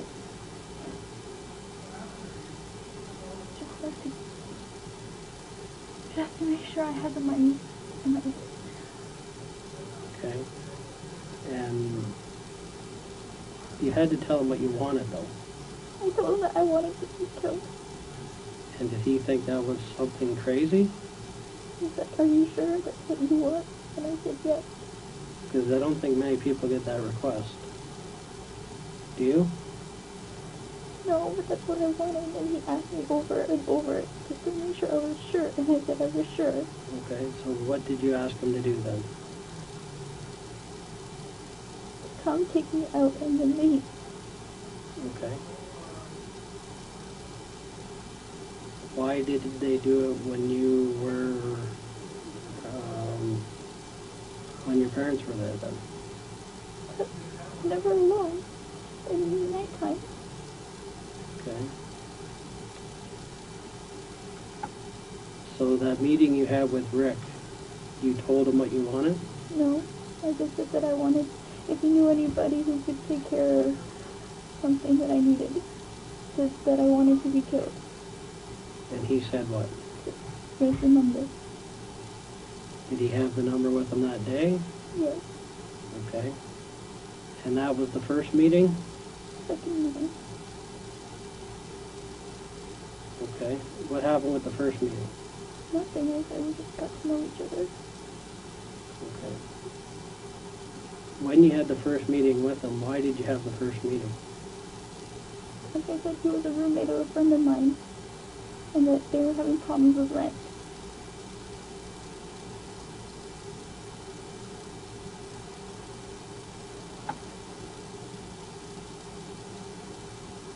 Okay, so you phone him up and have another meeting. Is that the meeting that someone saw you at? Yes. And who was it that saw you there? I don't know, my uncle told me that another person that saw me there was a black person.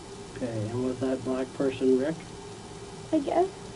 Well, were you with any other black guy there? No. So you know him as Rick? Yes. Okay. And you told him what that day then? If he knew anybody who could help me take care of a job, that I wanted to be killed. Okay. And he said what? Call this number. Okay, did he write it down? Yes. Where's that number now? I put it into my phone and then I threw the paper out. Okay. What was the number you put in your phone? I don't memorize the number. It was just on my phone.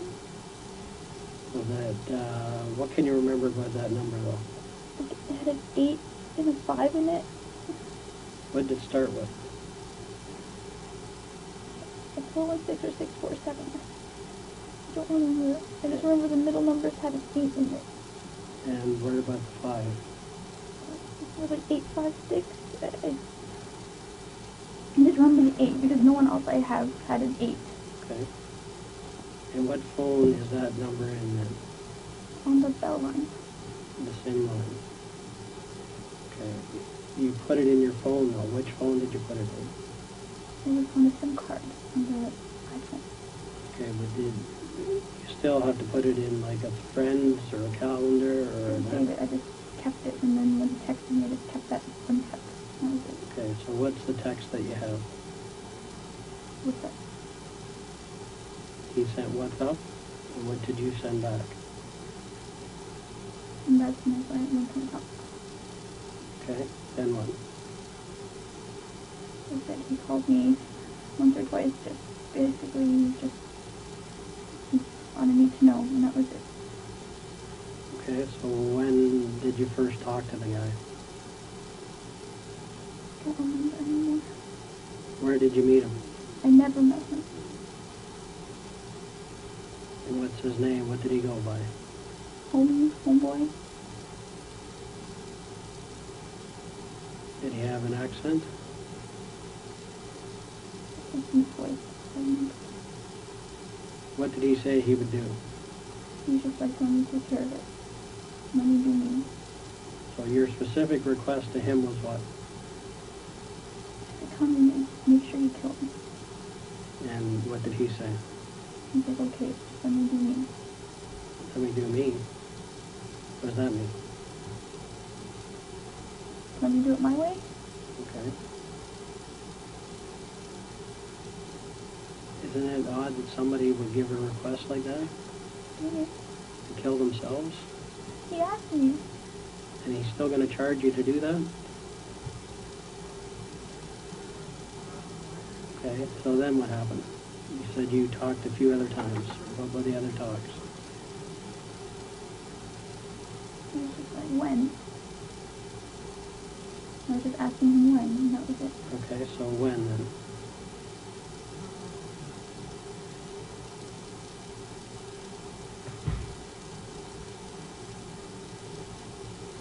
He was just like, whenever I have time.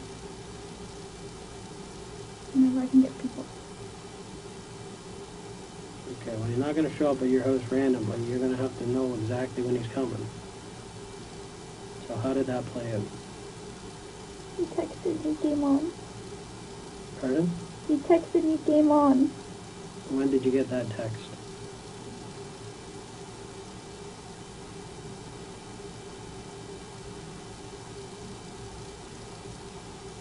Don't remember the time.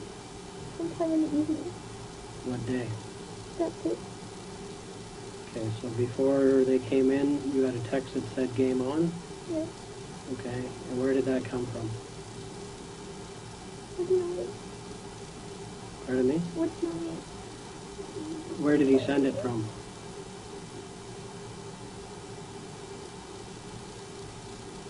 Number he had texted me with. Which was what? That number I can't remember. Okay. And what time did you get that game on call? I don't know, sometime. How many minutes before they came in? Oh, Okay, let's get it out. We're working through it. How many minutes before? I don't know. I didn't even realize they were in it. Okay, but they did come in, right? How much before you heard anything? Maybe an hour, 2 hours. So you were just waiting there for 2 hours? I was watching TV. Okay, so what time did you get the game on? Where were you when you saw that message first? I was watching TV with Adrian. Okay, so he was there. Did you tell him? No. Who else knows about this?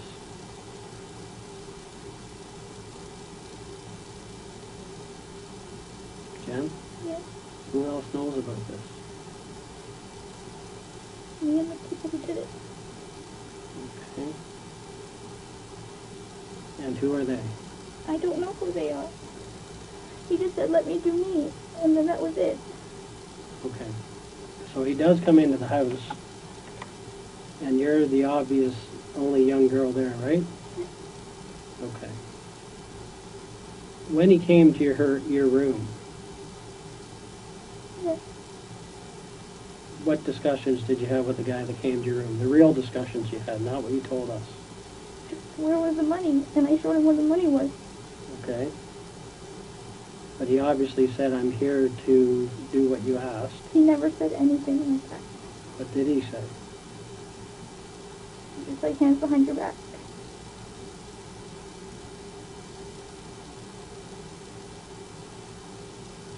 So the money you gave him was payment for killing you?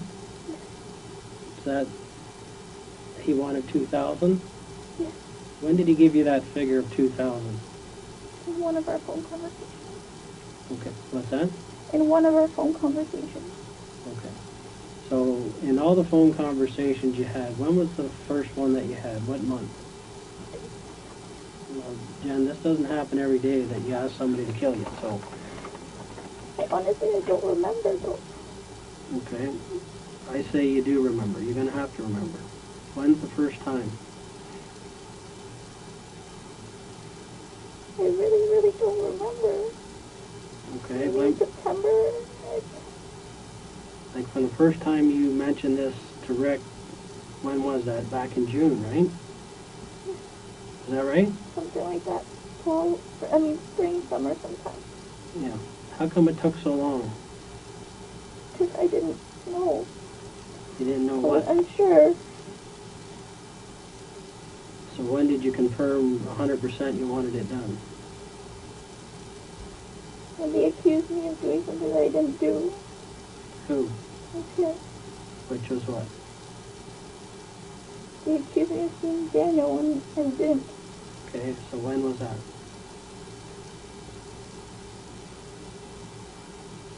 I don't know, end of August maybe. Okay, so you got in contact with Homeboy and said what? I'd like you to come and take out a 24-year-old girl. And he said, Okay, I'll call you. then what? And then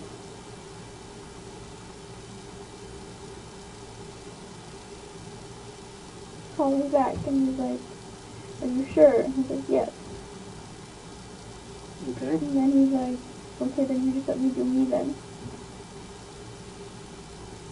He said, let me do me? Yes. Which means what? Let him do it his way. Okay. Did he discuss ways with you how he would do it? No. Did you request any way for him to do it? To make sure no one else was around. Okay. And did you tell him who lived in the house? Yes. What did you tell him? My parents were home. Okay, and did you tell them where they are in the house? No. What rooms they're in? No. Where they would be? No.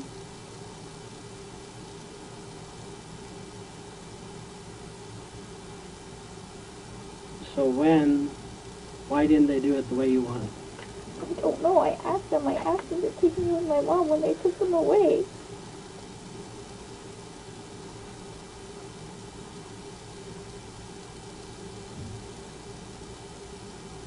I realize that, but it doesn't seem to make sense. I know, it doesn't make sense to me. But that's how it was supposed to be.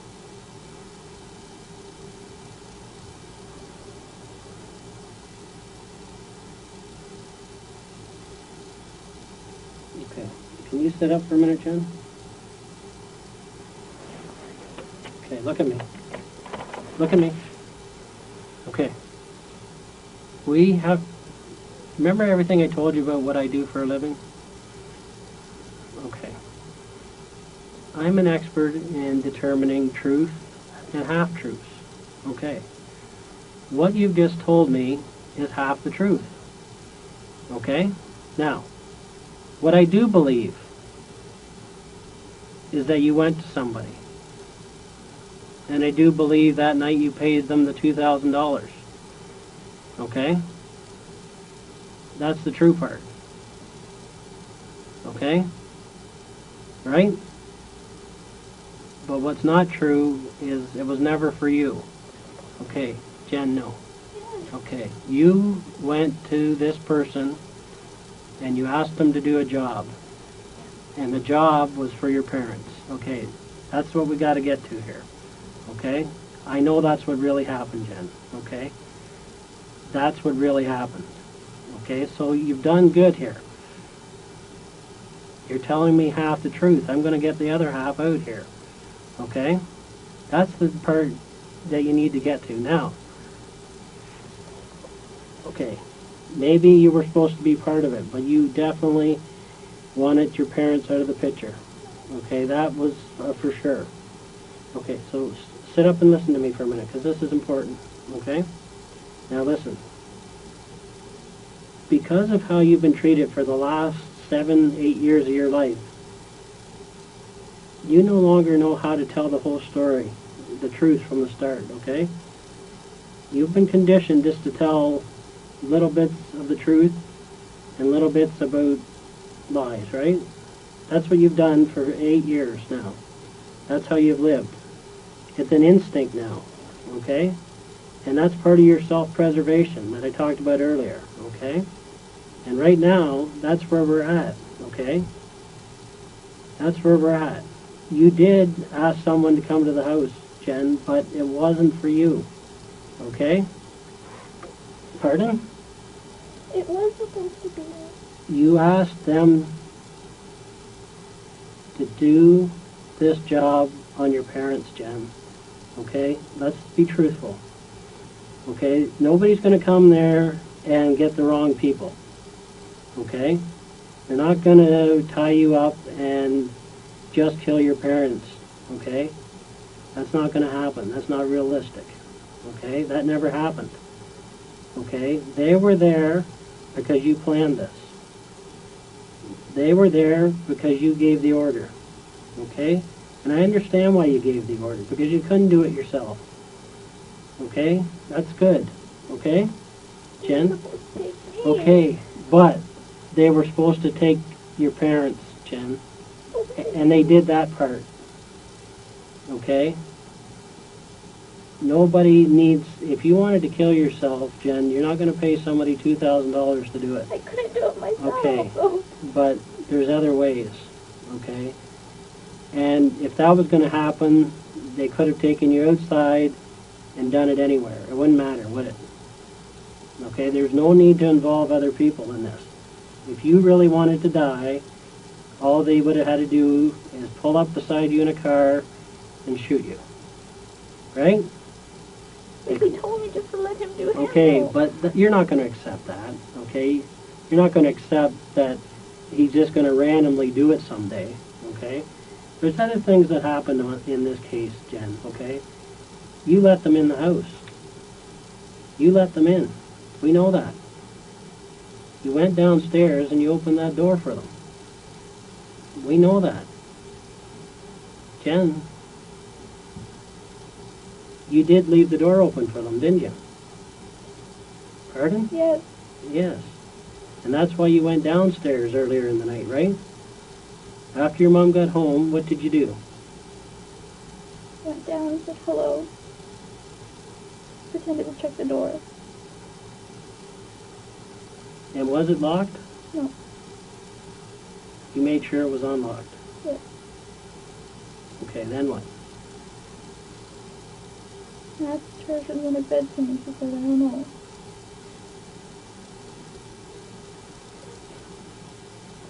Okay, so again, we have some truth here. That's good, Jen. We know all along that you let them in, okay? We knew that. I knew why you went downstairs, okay? That was done on purpose, right? You had to let them in, right? Jen? Yes. Okay, now did they tell you to do that? Yes. So what else did they tell you to do? That was it, just to make sure they had access. Okay, so what was the agreement then? What do you mean? I Well, told you, $2,000, and they were supposed to kill me. And then they called me and made sure that they had access. okay, so how did they do that though? What was the question on the phone? Was it a text or a phone message? Text, VIP access. What does that mean? I didn't know, and then he said just make sure they can get in. Okay, so you saw a message that said VIP access, meaning they could get in. Okay, and so what did you text back? I didn't text them back, I called them. Okay, and what did you say? I'm like, what does that mean? Okay, and what did they say? Make sure that there was a way in. Okay, and what did you say would be the best way? I didn't say, I was just like, front door, and he was like, yes. Okay, all right. So, that's good, Jen. I appreciate that because, again, I already knew that's what happened, okay? Your family is going to lock those doors at night, right? That's the routine. So you went down and checked the door and made sure it was unlocked, right? She was going to check it before she went to bed anyway. Okay, but she didn't go to bed till midnight, right? That's why I asked her. Okay, did you say, I've checked the door? No. You didn't tell her? No. Okay. And so when you went back upstairs, did you actually talk to Andrew? No. Or did you just say that? No, I really did talk to him. And the other guy? Ed, I was on the phone with him. Okay. In between those calls, did they call you? Yes. Or so how did that play out? Where between those calls did those calls come? Just one. Tell me how that happened. That's when they got the text. That's when I got the text VIP access. Okay, so you were talking to Andrew Yes. and it had finished, and then what? He had texted me like VIP access. That's when I hung up and I called and asked them. Okay, so you hung up from Andrew or Yes. From Andrew. Okay. And you phoned them Yes. and said, what do you mean? Yes. And they said, Make sure there's a way in. okay. And you said, Front doors. okay. And then, I went down to the front doors. okay. And what did you do? Made sure if they were locked yet, and they weren't. Okay, so how could you tell?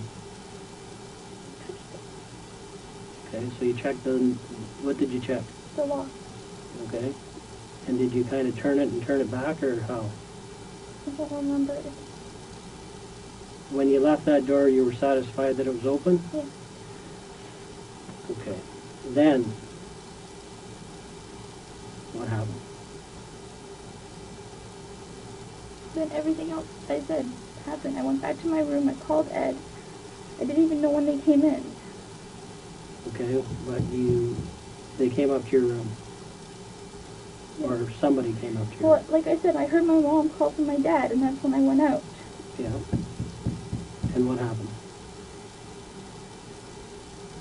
And then he was there, standing there. Okay, give me 1 sec, okay?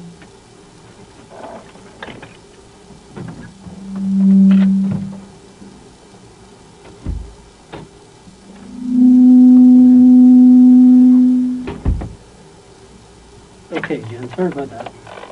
Okay. So, we get to the point where you get the text message, you go down, you do the door, you go back upstairs, and what do? Call Ed. Okay, why do you call him? What I usually do. Okay. What were you expecting to happen next? I honestly, I don't know. Because he didn't tell me anything, he just let me do me, but I didn't know how he was going to do anything. Okay, what else did he say on the phone? Like he must have told you we're around the corner or something. No. Did he tell you how long? No. Okay, but it was on for that night. He had game on the text. Yes. Okay. What did you do with those text messages? I did delete them. Okay, and the phone that you were you using two phones that night? Yeah. Okay, you have to sit up because I can't hear you here. You were using two phones, okay. Yeah. So the phone you were talking to with Andrew on was what phone? Samsung. And the one you were talking to them on was what? The iPhone. The iPhone, okay. And then, did you ever talk to them on the Samsung? Never. Okay. Now, what next? And everything else that happened next week had said. Okay. Now, look at me, Jen. You're almost there. Okay? Most of what happened in the house happened. Okay? We know that. Okay? You gave a description of a black guy with dreads. There was no black guy with dreads in there. Okay? We know that. Okay? We know that because your dad's not going to miss that. Okay? He gave a good description of the guy that you were with, and he's not even black. So tell me about that. Honestly, Jen, that's exactly. You got to be up front here. Okay? Honestly, that's because the obviously you didn't want to tell us everything because there was a plan. You didn't tell us that night either. Okay? So everything now, else that happened okay, after that is. that guy with dreadlocks was never there. Okay? So why did you say that? But that's what I remember. Okay, you can't mix that guy up with the description your dad gave. He's not even the same color. Right? But that's Tell me why you said guy with dreadlocks. because that's who I Because saw. there was no guy with dreadlocks there, Jen. That's the problem here. Okay? That's the problem. Okay, now, the issue here is this, and you have to look at me. Okay? Your dad wasn't supposed to be a witness. Okay? That's where this whole thing went wrong. Okay? Your dad wasn't supposed to live. Okay? And when he did live, he was able to tell us what really happened that night. Okay? Which was in conflict with what you told us. Okay? Seriously in conflict. Okay? You had all these things about number 2 going upstairs and everything else. Number 2 was down there with a gun on your mom. Number 3 was down. He didn't. Okay? We know that never happened. Okay? I don't want to argue about it. Okay? I'm not going to argue about it. But I've already gone this far. You've gone this far, but that doesn't mean. Okay, what? Now, let's get it all straightened out, because this is a total half and half. We're there again, just like the school, just like everything else. This is how you deal with pressure, okay? You give half and you hold half. You give half and you don't give the rest of the true facts, okay? That's your stress mechanism, okay? That's what you've been trained to do since you were 15 years old, okay? Because your parents could never accept the truth. That's why this whole thing happened, okay? No matter how honest you try to be with them, okay? They always wanted more. It was never good enough. It was never good enough that you were a good kid, okay? And that you loved figure skating and piano. And if that's all you ever did, that's good enough. But it wasn't good enough for them. Right? Jen? So what happened here? I'll tell you what happened. You made a specific request, and the job was for your mom and dad. Okay? Nobody's going to come in there and do the wrong job. Okay? Nobody's going to do that. They came, you paid, and they did what they were supposed to do. Okay? If it was supposed to be for you, you would have said that to them. Okay? You never did. Okay? This was always for 2 people. Okay? This was about Mom and Dad, because they had taken things too far in your life, Jen. Okay? That's what it's all about, and you and I have to get that out right now. Okay? So sit up for a minute.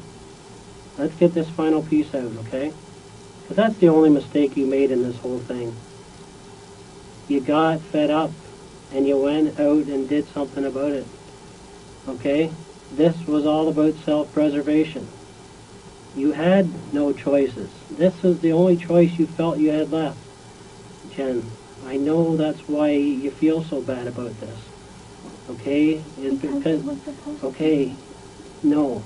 Jen, you have to be honest with me here. I am being honest with you here. Jen, okay. It's all going to come out, okay? And the last thing that you want to happen later, okay, is for people to say that she didn't tell the whole truth. Okay, this is your one chance. That is what I do remember. Okay, but you made a request, Jen, and this was a planned request, okay? And the plan was for your parents, Me. okay? Jen, you have to be honest about it. This is the only thing that's in contention here, okay? You made the mistake, okay? Everybody understands. Everybody in this police department feels sorry for you. I can tell you that right now, okay? Because they've seen what you're going through. It's so obvious, okay? That all this tension you put out, basically this is like a volcano, all right? And at one point it was just too much and you erupted, okay? And you made a bad decision, okay? And once you hired this guy, there was no turning back. It was supposed to be yourself, Jen. No, it would not happen that way. Okay, it would not happen that way.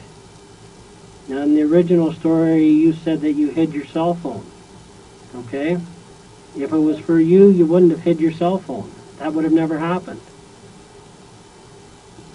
So it's in conflict. It's not hidden. It's just I put it there naturally. Okay. It's what I naturally do. Okay, but you said on tape that you hid it there and that they didn't know about it. That's your language, not mine, Jen. Which tells me that you intended to use it sometime to get out of there as a rescue mechanism. Okay?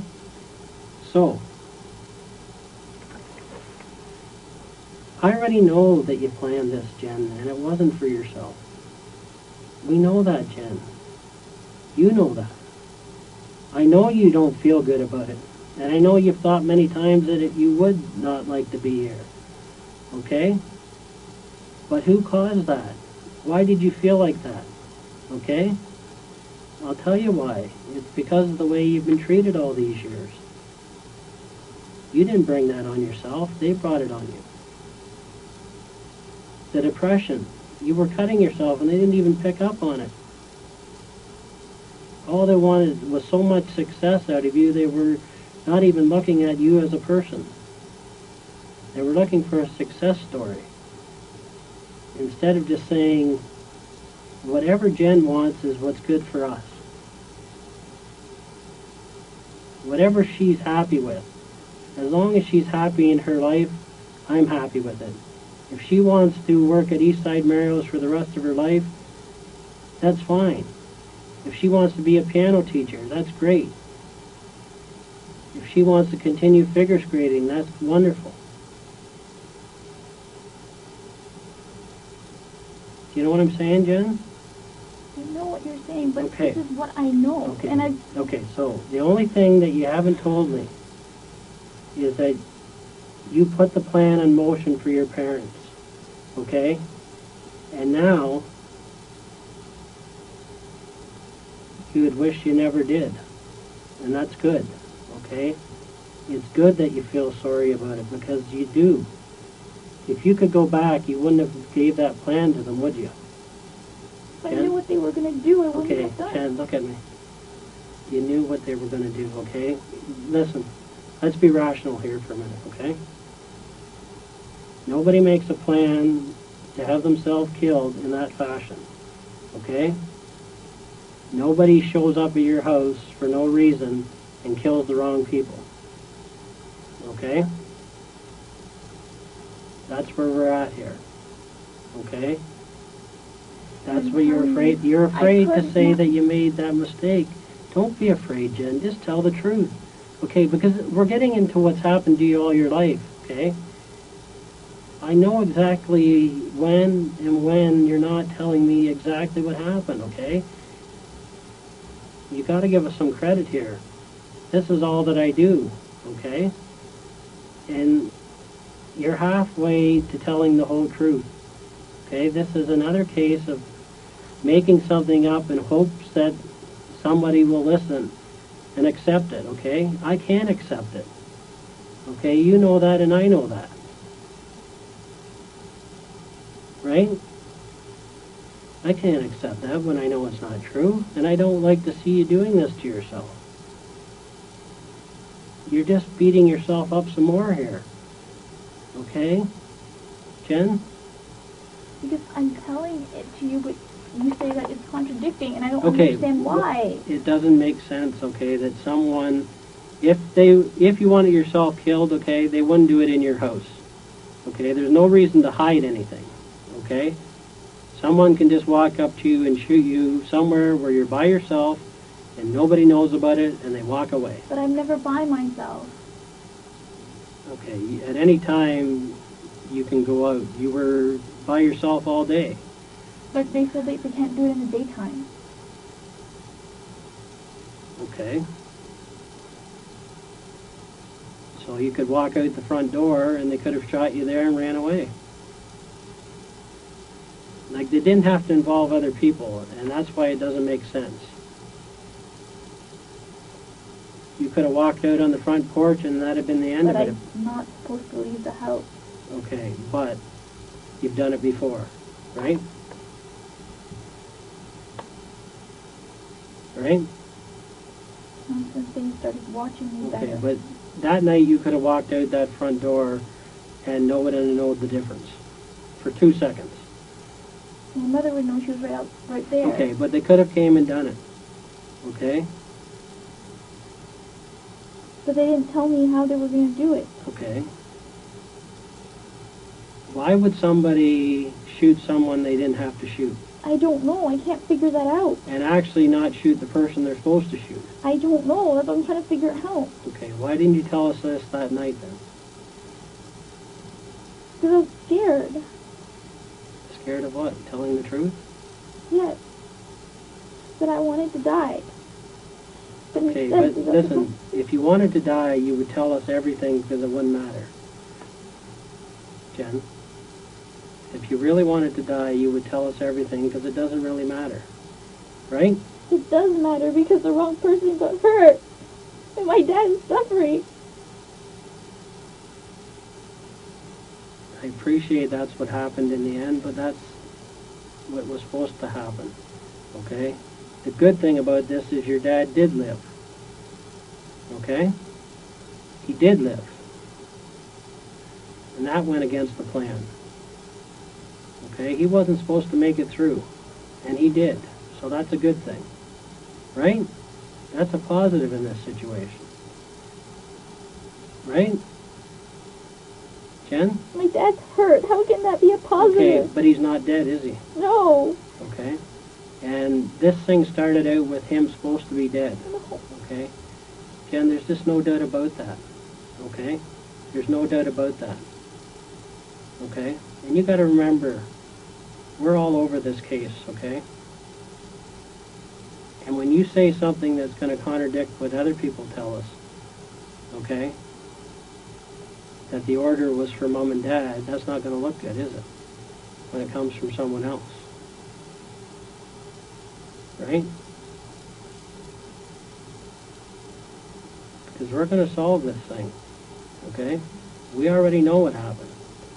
So I'm not in here guessing with you. I already know what the order was from you, okay? And I have to sit here with you and let you get that off your chest, okay? I know it's not easy, and that's what you're worried The about. order was from me, but it was for me. Yeah. No, it was for your parents, Jen. Okay, and that's hard to say. I know that. I know that's hard to say. Okay, because that's not... If you could make this decision over, you would change it.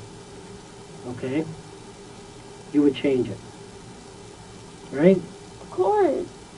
If I knew who was going to get hurt, of course Okay. I wouldn't. Jen, you knew who was going to get hurt. That's the whole issue here. Okay, that's the whole issue here. That's all we're dealing with here. Okay? From the start I've told you that I know you were involved. Okay? And it's beyond asking someone to kill you. Okay? The order was for mom and dad. Okay? The only mistake they made is they didn't get your dad. Okay? Yes, they hurt him. Okay? Yes, he's injured. but he's alive, and that's a good thing. And as I told you earlier, this happens to 300 families a year. 300. And it's always because of the same thing, Jen. The people reach the end of their rope. It's the last straw, and they make a mistake. And I agree, once you put those wheels in motion, you know, it's hard to stop it. It's very hard to stop it.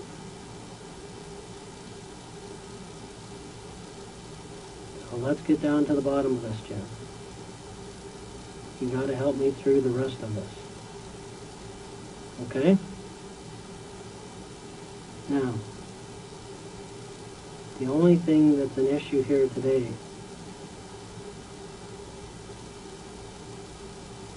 is that you gave a request to these people for your parents and they carried it out, okay? You didn't do it. That's a good thing, okay? You didn't shoot them. You didn't hurt them. Your mistake was making a request. Right? That's where you and I are at right now. Okay, that's the only issue we need to talk about. Okay? I'm not going to get into everything else because it's not even important. Okay? But we need to see justice done here. And we need to do that together, Jen. Okay? And there's only one face to justice, okay? That's the face of truth. Right now, we only have half that face, okay? I need to see the rest of it, okay? We're only halfway there, okay? You made the mistake of asking them to do it, okay? You asked them to do your parents. It's as simple as that, Jen, okay? And they did, or they tried to, okay? But you're sorry that this happened, right? Okay, that's what the whole key is here. Everyone wants to know, is she sorry? Because everyone knows that you did it, okay? What they want to know is, given a chance and turning back the clock to that day, would you do it again? No, right? This was a one-time mistake, right? Jen? Okay. You gave them the plan for your parents, right? That's all I need to hear. No. Jen, you did. No, and this is not going to go anywhere because I wanted them to kill me. Okay, maybe you wanted that to happen as well, okay? And maybe things got so bad that that's how you feel, okay? But your parents were brought into this, okay, on your request. Yes, Jen, this was your request, okay? And that's what we have to deal with, okay? And that's what you're afraid of here today. That's what you're afraid of. No one's thinking bad of you here. Everybody understands what you went through, okay, and what you are going through, okay? But what people are looking for from this young woman today, you know what they're looking for, Jen? To know that you actually are sorry, okay? That you're sorry that you made the request for your parents, okay? It wasn't for you. We're past that, okay? I don't want to talk about that, okay? The request was for your parents and your parents only. That's it, okay? That's what you put in motion. That's what happened, okay? We know that, okay? At the end of the day, you have to look at yourself and say, when Bill came to me with the answer, did I deal with it? Okay? Because that's where people are going to be looking at you now from. They're going to be saying, what did she do when the police knew and confronted her with the truth?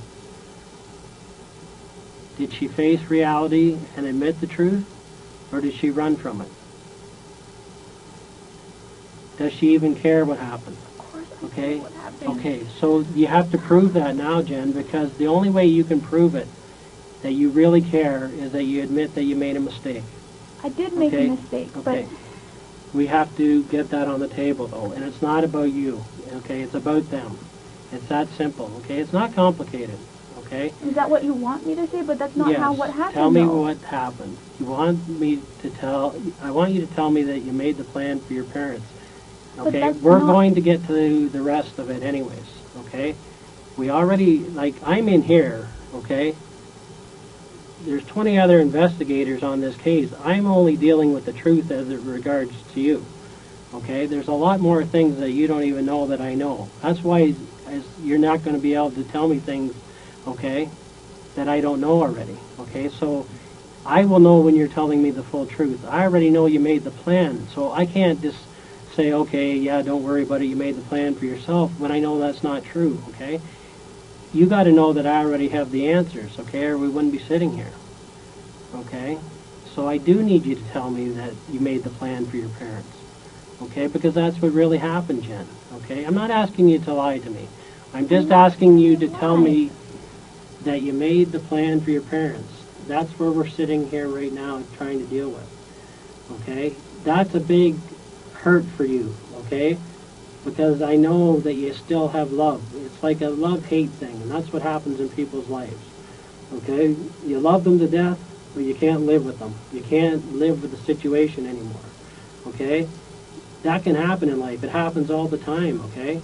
And essentially, you got forced into a corner here, okay? You didn't have any other choices. 24 years old, Jen, and you're not allowed to make your own decisions.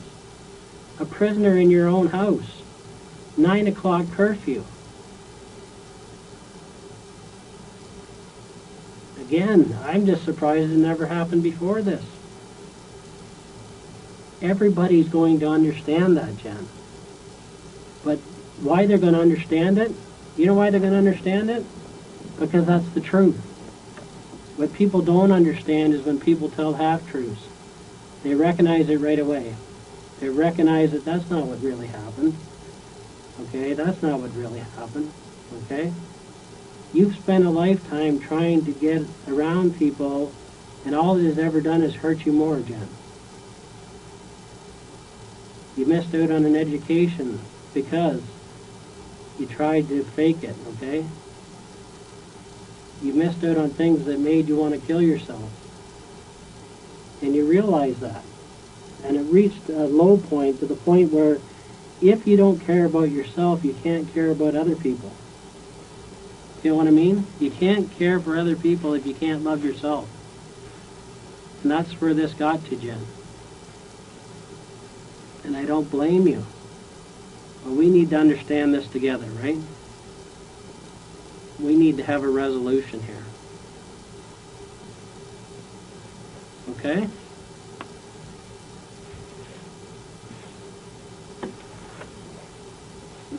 Stuck. Okay. Can we understand each other, Jen? Okay? You've told so much of the truth, you're just not telling the final portion. This isn't even half-truths anymore. This is 3/4. Okay? The only thing missing is 1/4 of the truth. Okay? The rest is true. Okay? We know that. Okay? We know you got the text. We know that you gave the go-ahead. Okay? But the go-ahead wasn't for yourself. That's what's at issue here, Jen.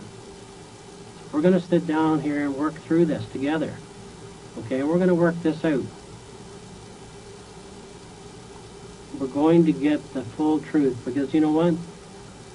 The full truth is only 100%. Not 75%, not 90, not 99. 100% everything that really happened that night. Okay, Jen?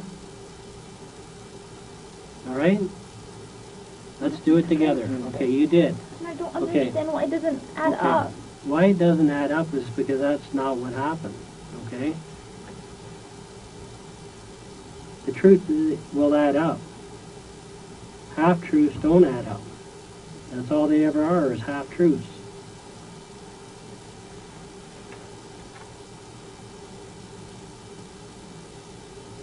Now we have to understand each other, Jen. All I need to know, well, you've already told me that you made the plan.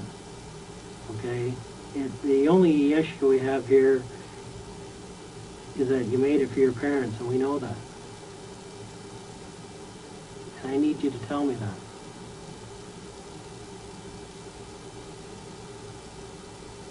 Okay?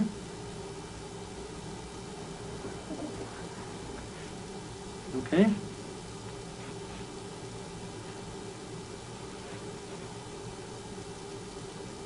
Tell me what happened. I told you what happened. Okay, all of it.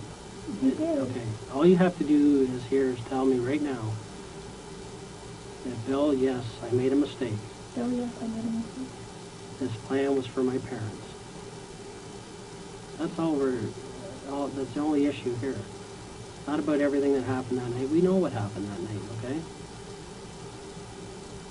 But we also know that you made this plan for them, not yourself.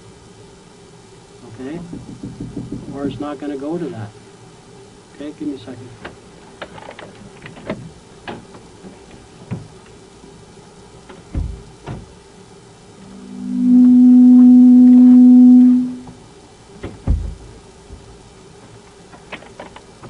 Okay.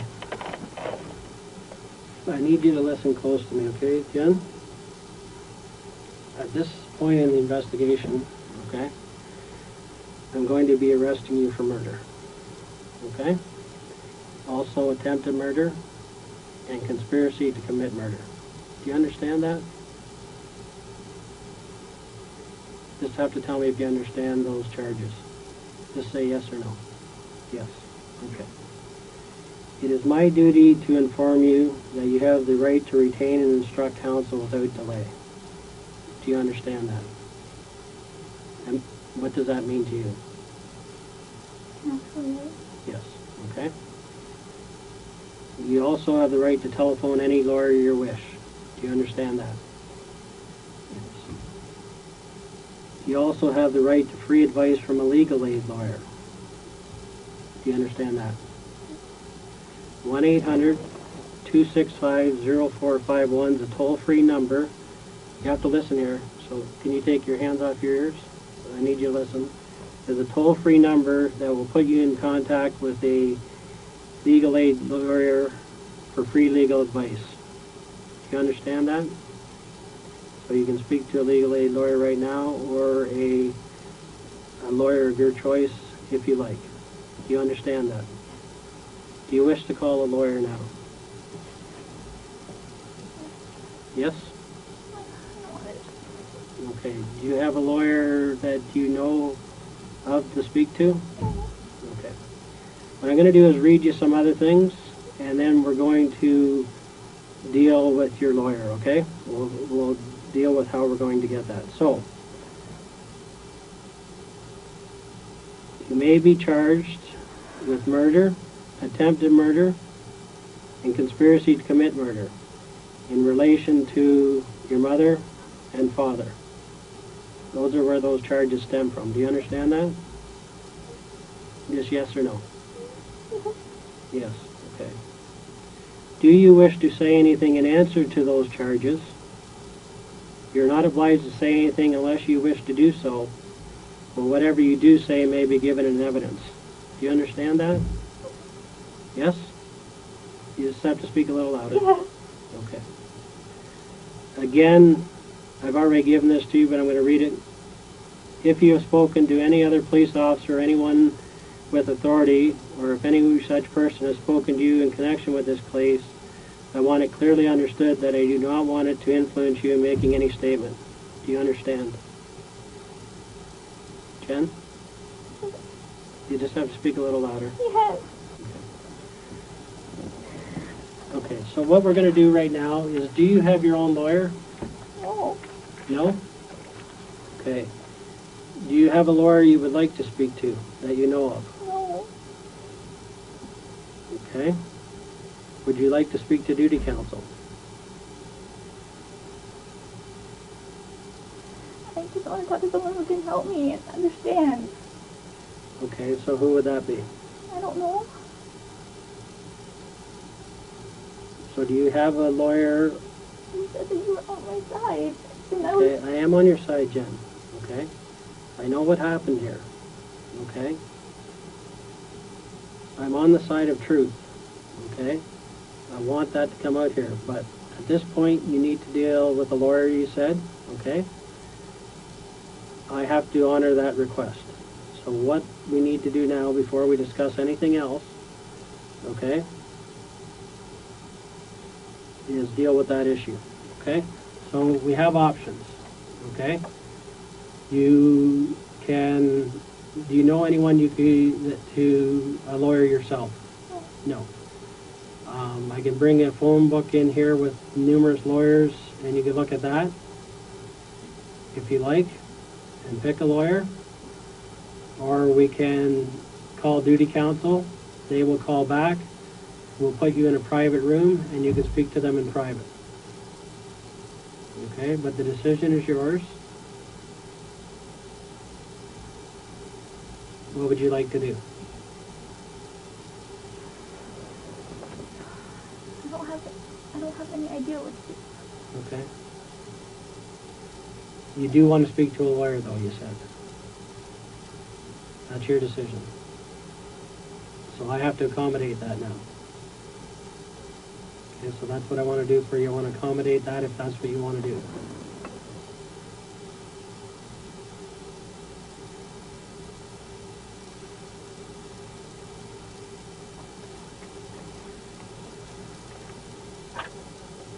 Okay? Do you want me to call duty counsel for you?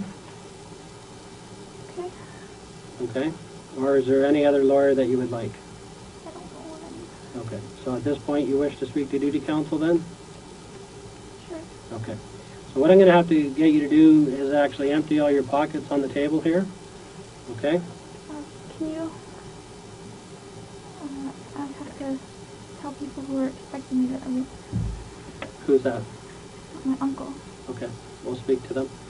Can you stand up and just empty your pockets? Just put it on the table here. Okay. Okay. Anything else? Just pull those pockets? Okay. Nothing else? Okay. So just have a seat for a minute. I'm just going to check your coat. Okay? Okay. So just sit down.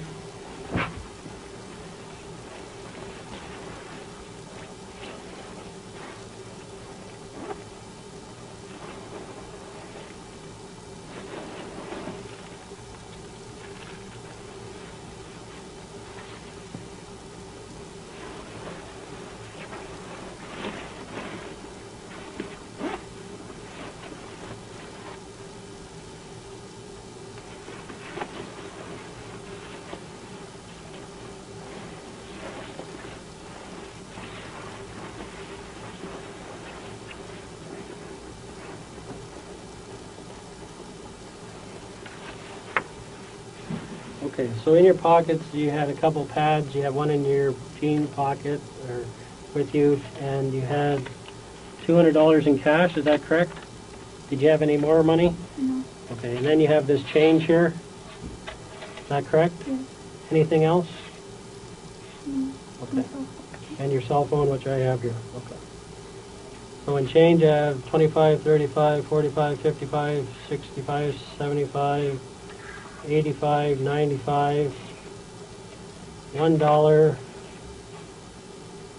and 7 cents. So $100, $101 and 7 cents. Okay, we'll put that in a bag for you. Okay. You need 200 in it? Sorry, 200. You're right. So $201 and 7 cents. Two $100 bills, right? Okay, that will be kept with some property for you when I come back in, okay? I'm going to make sure that they're making a call to duty counsel, and we'll line that up, and you can speak to the duty counsel in private, okay? All right? Do you have any jewelry around your neck at all? Okay? All right. Hold tight while we do that, okay?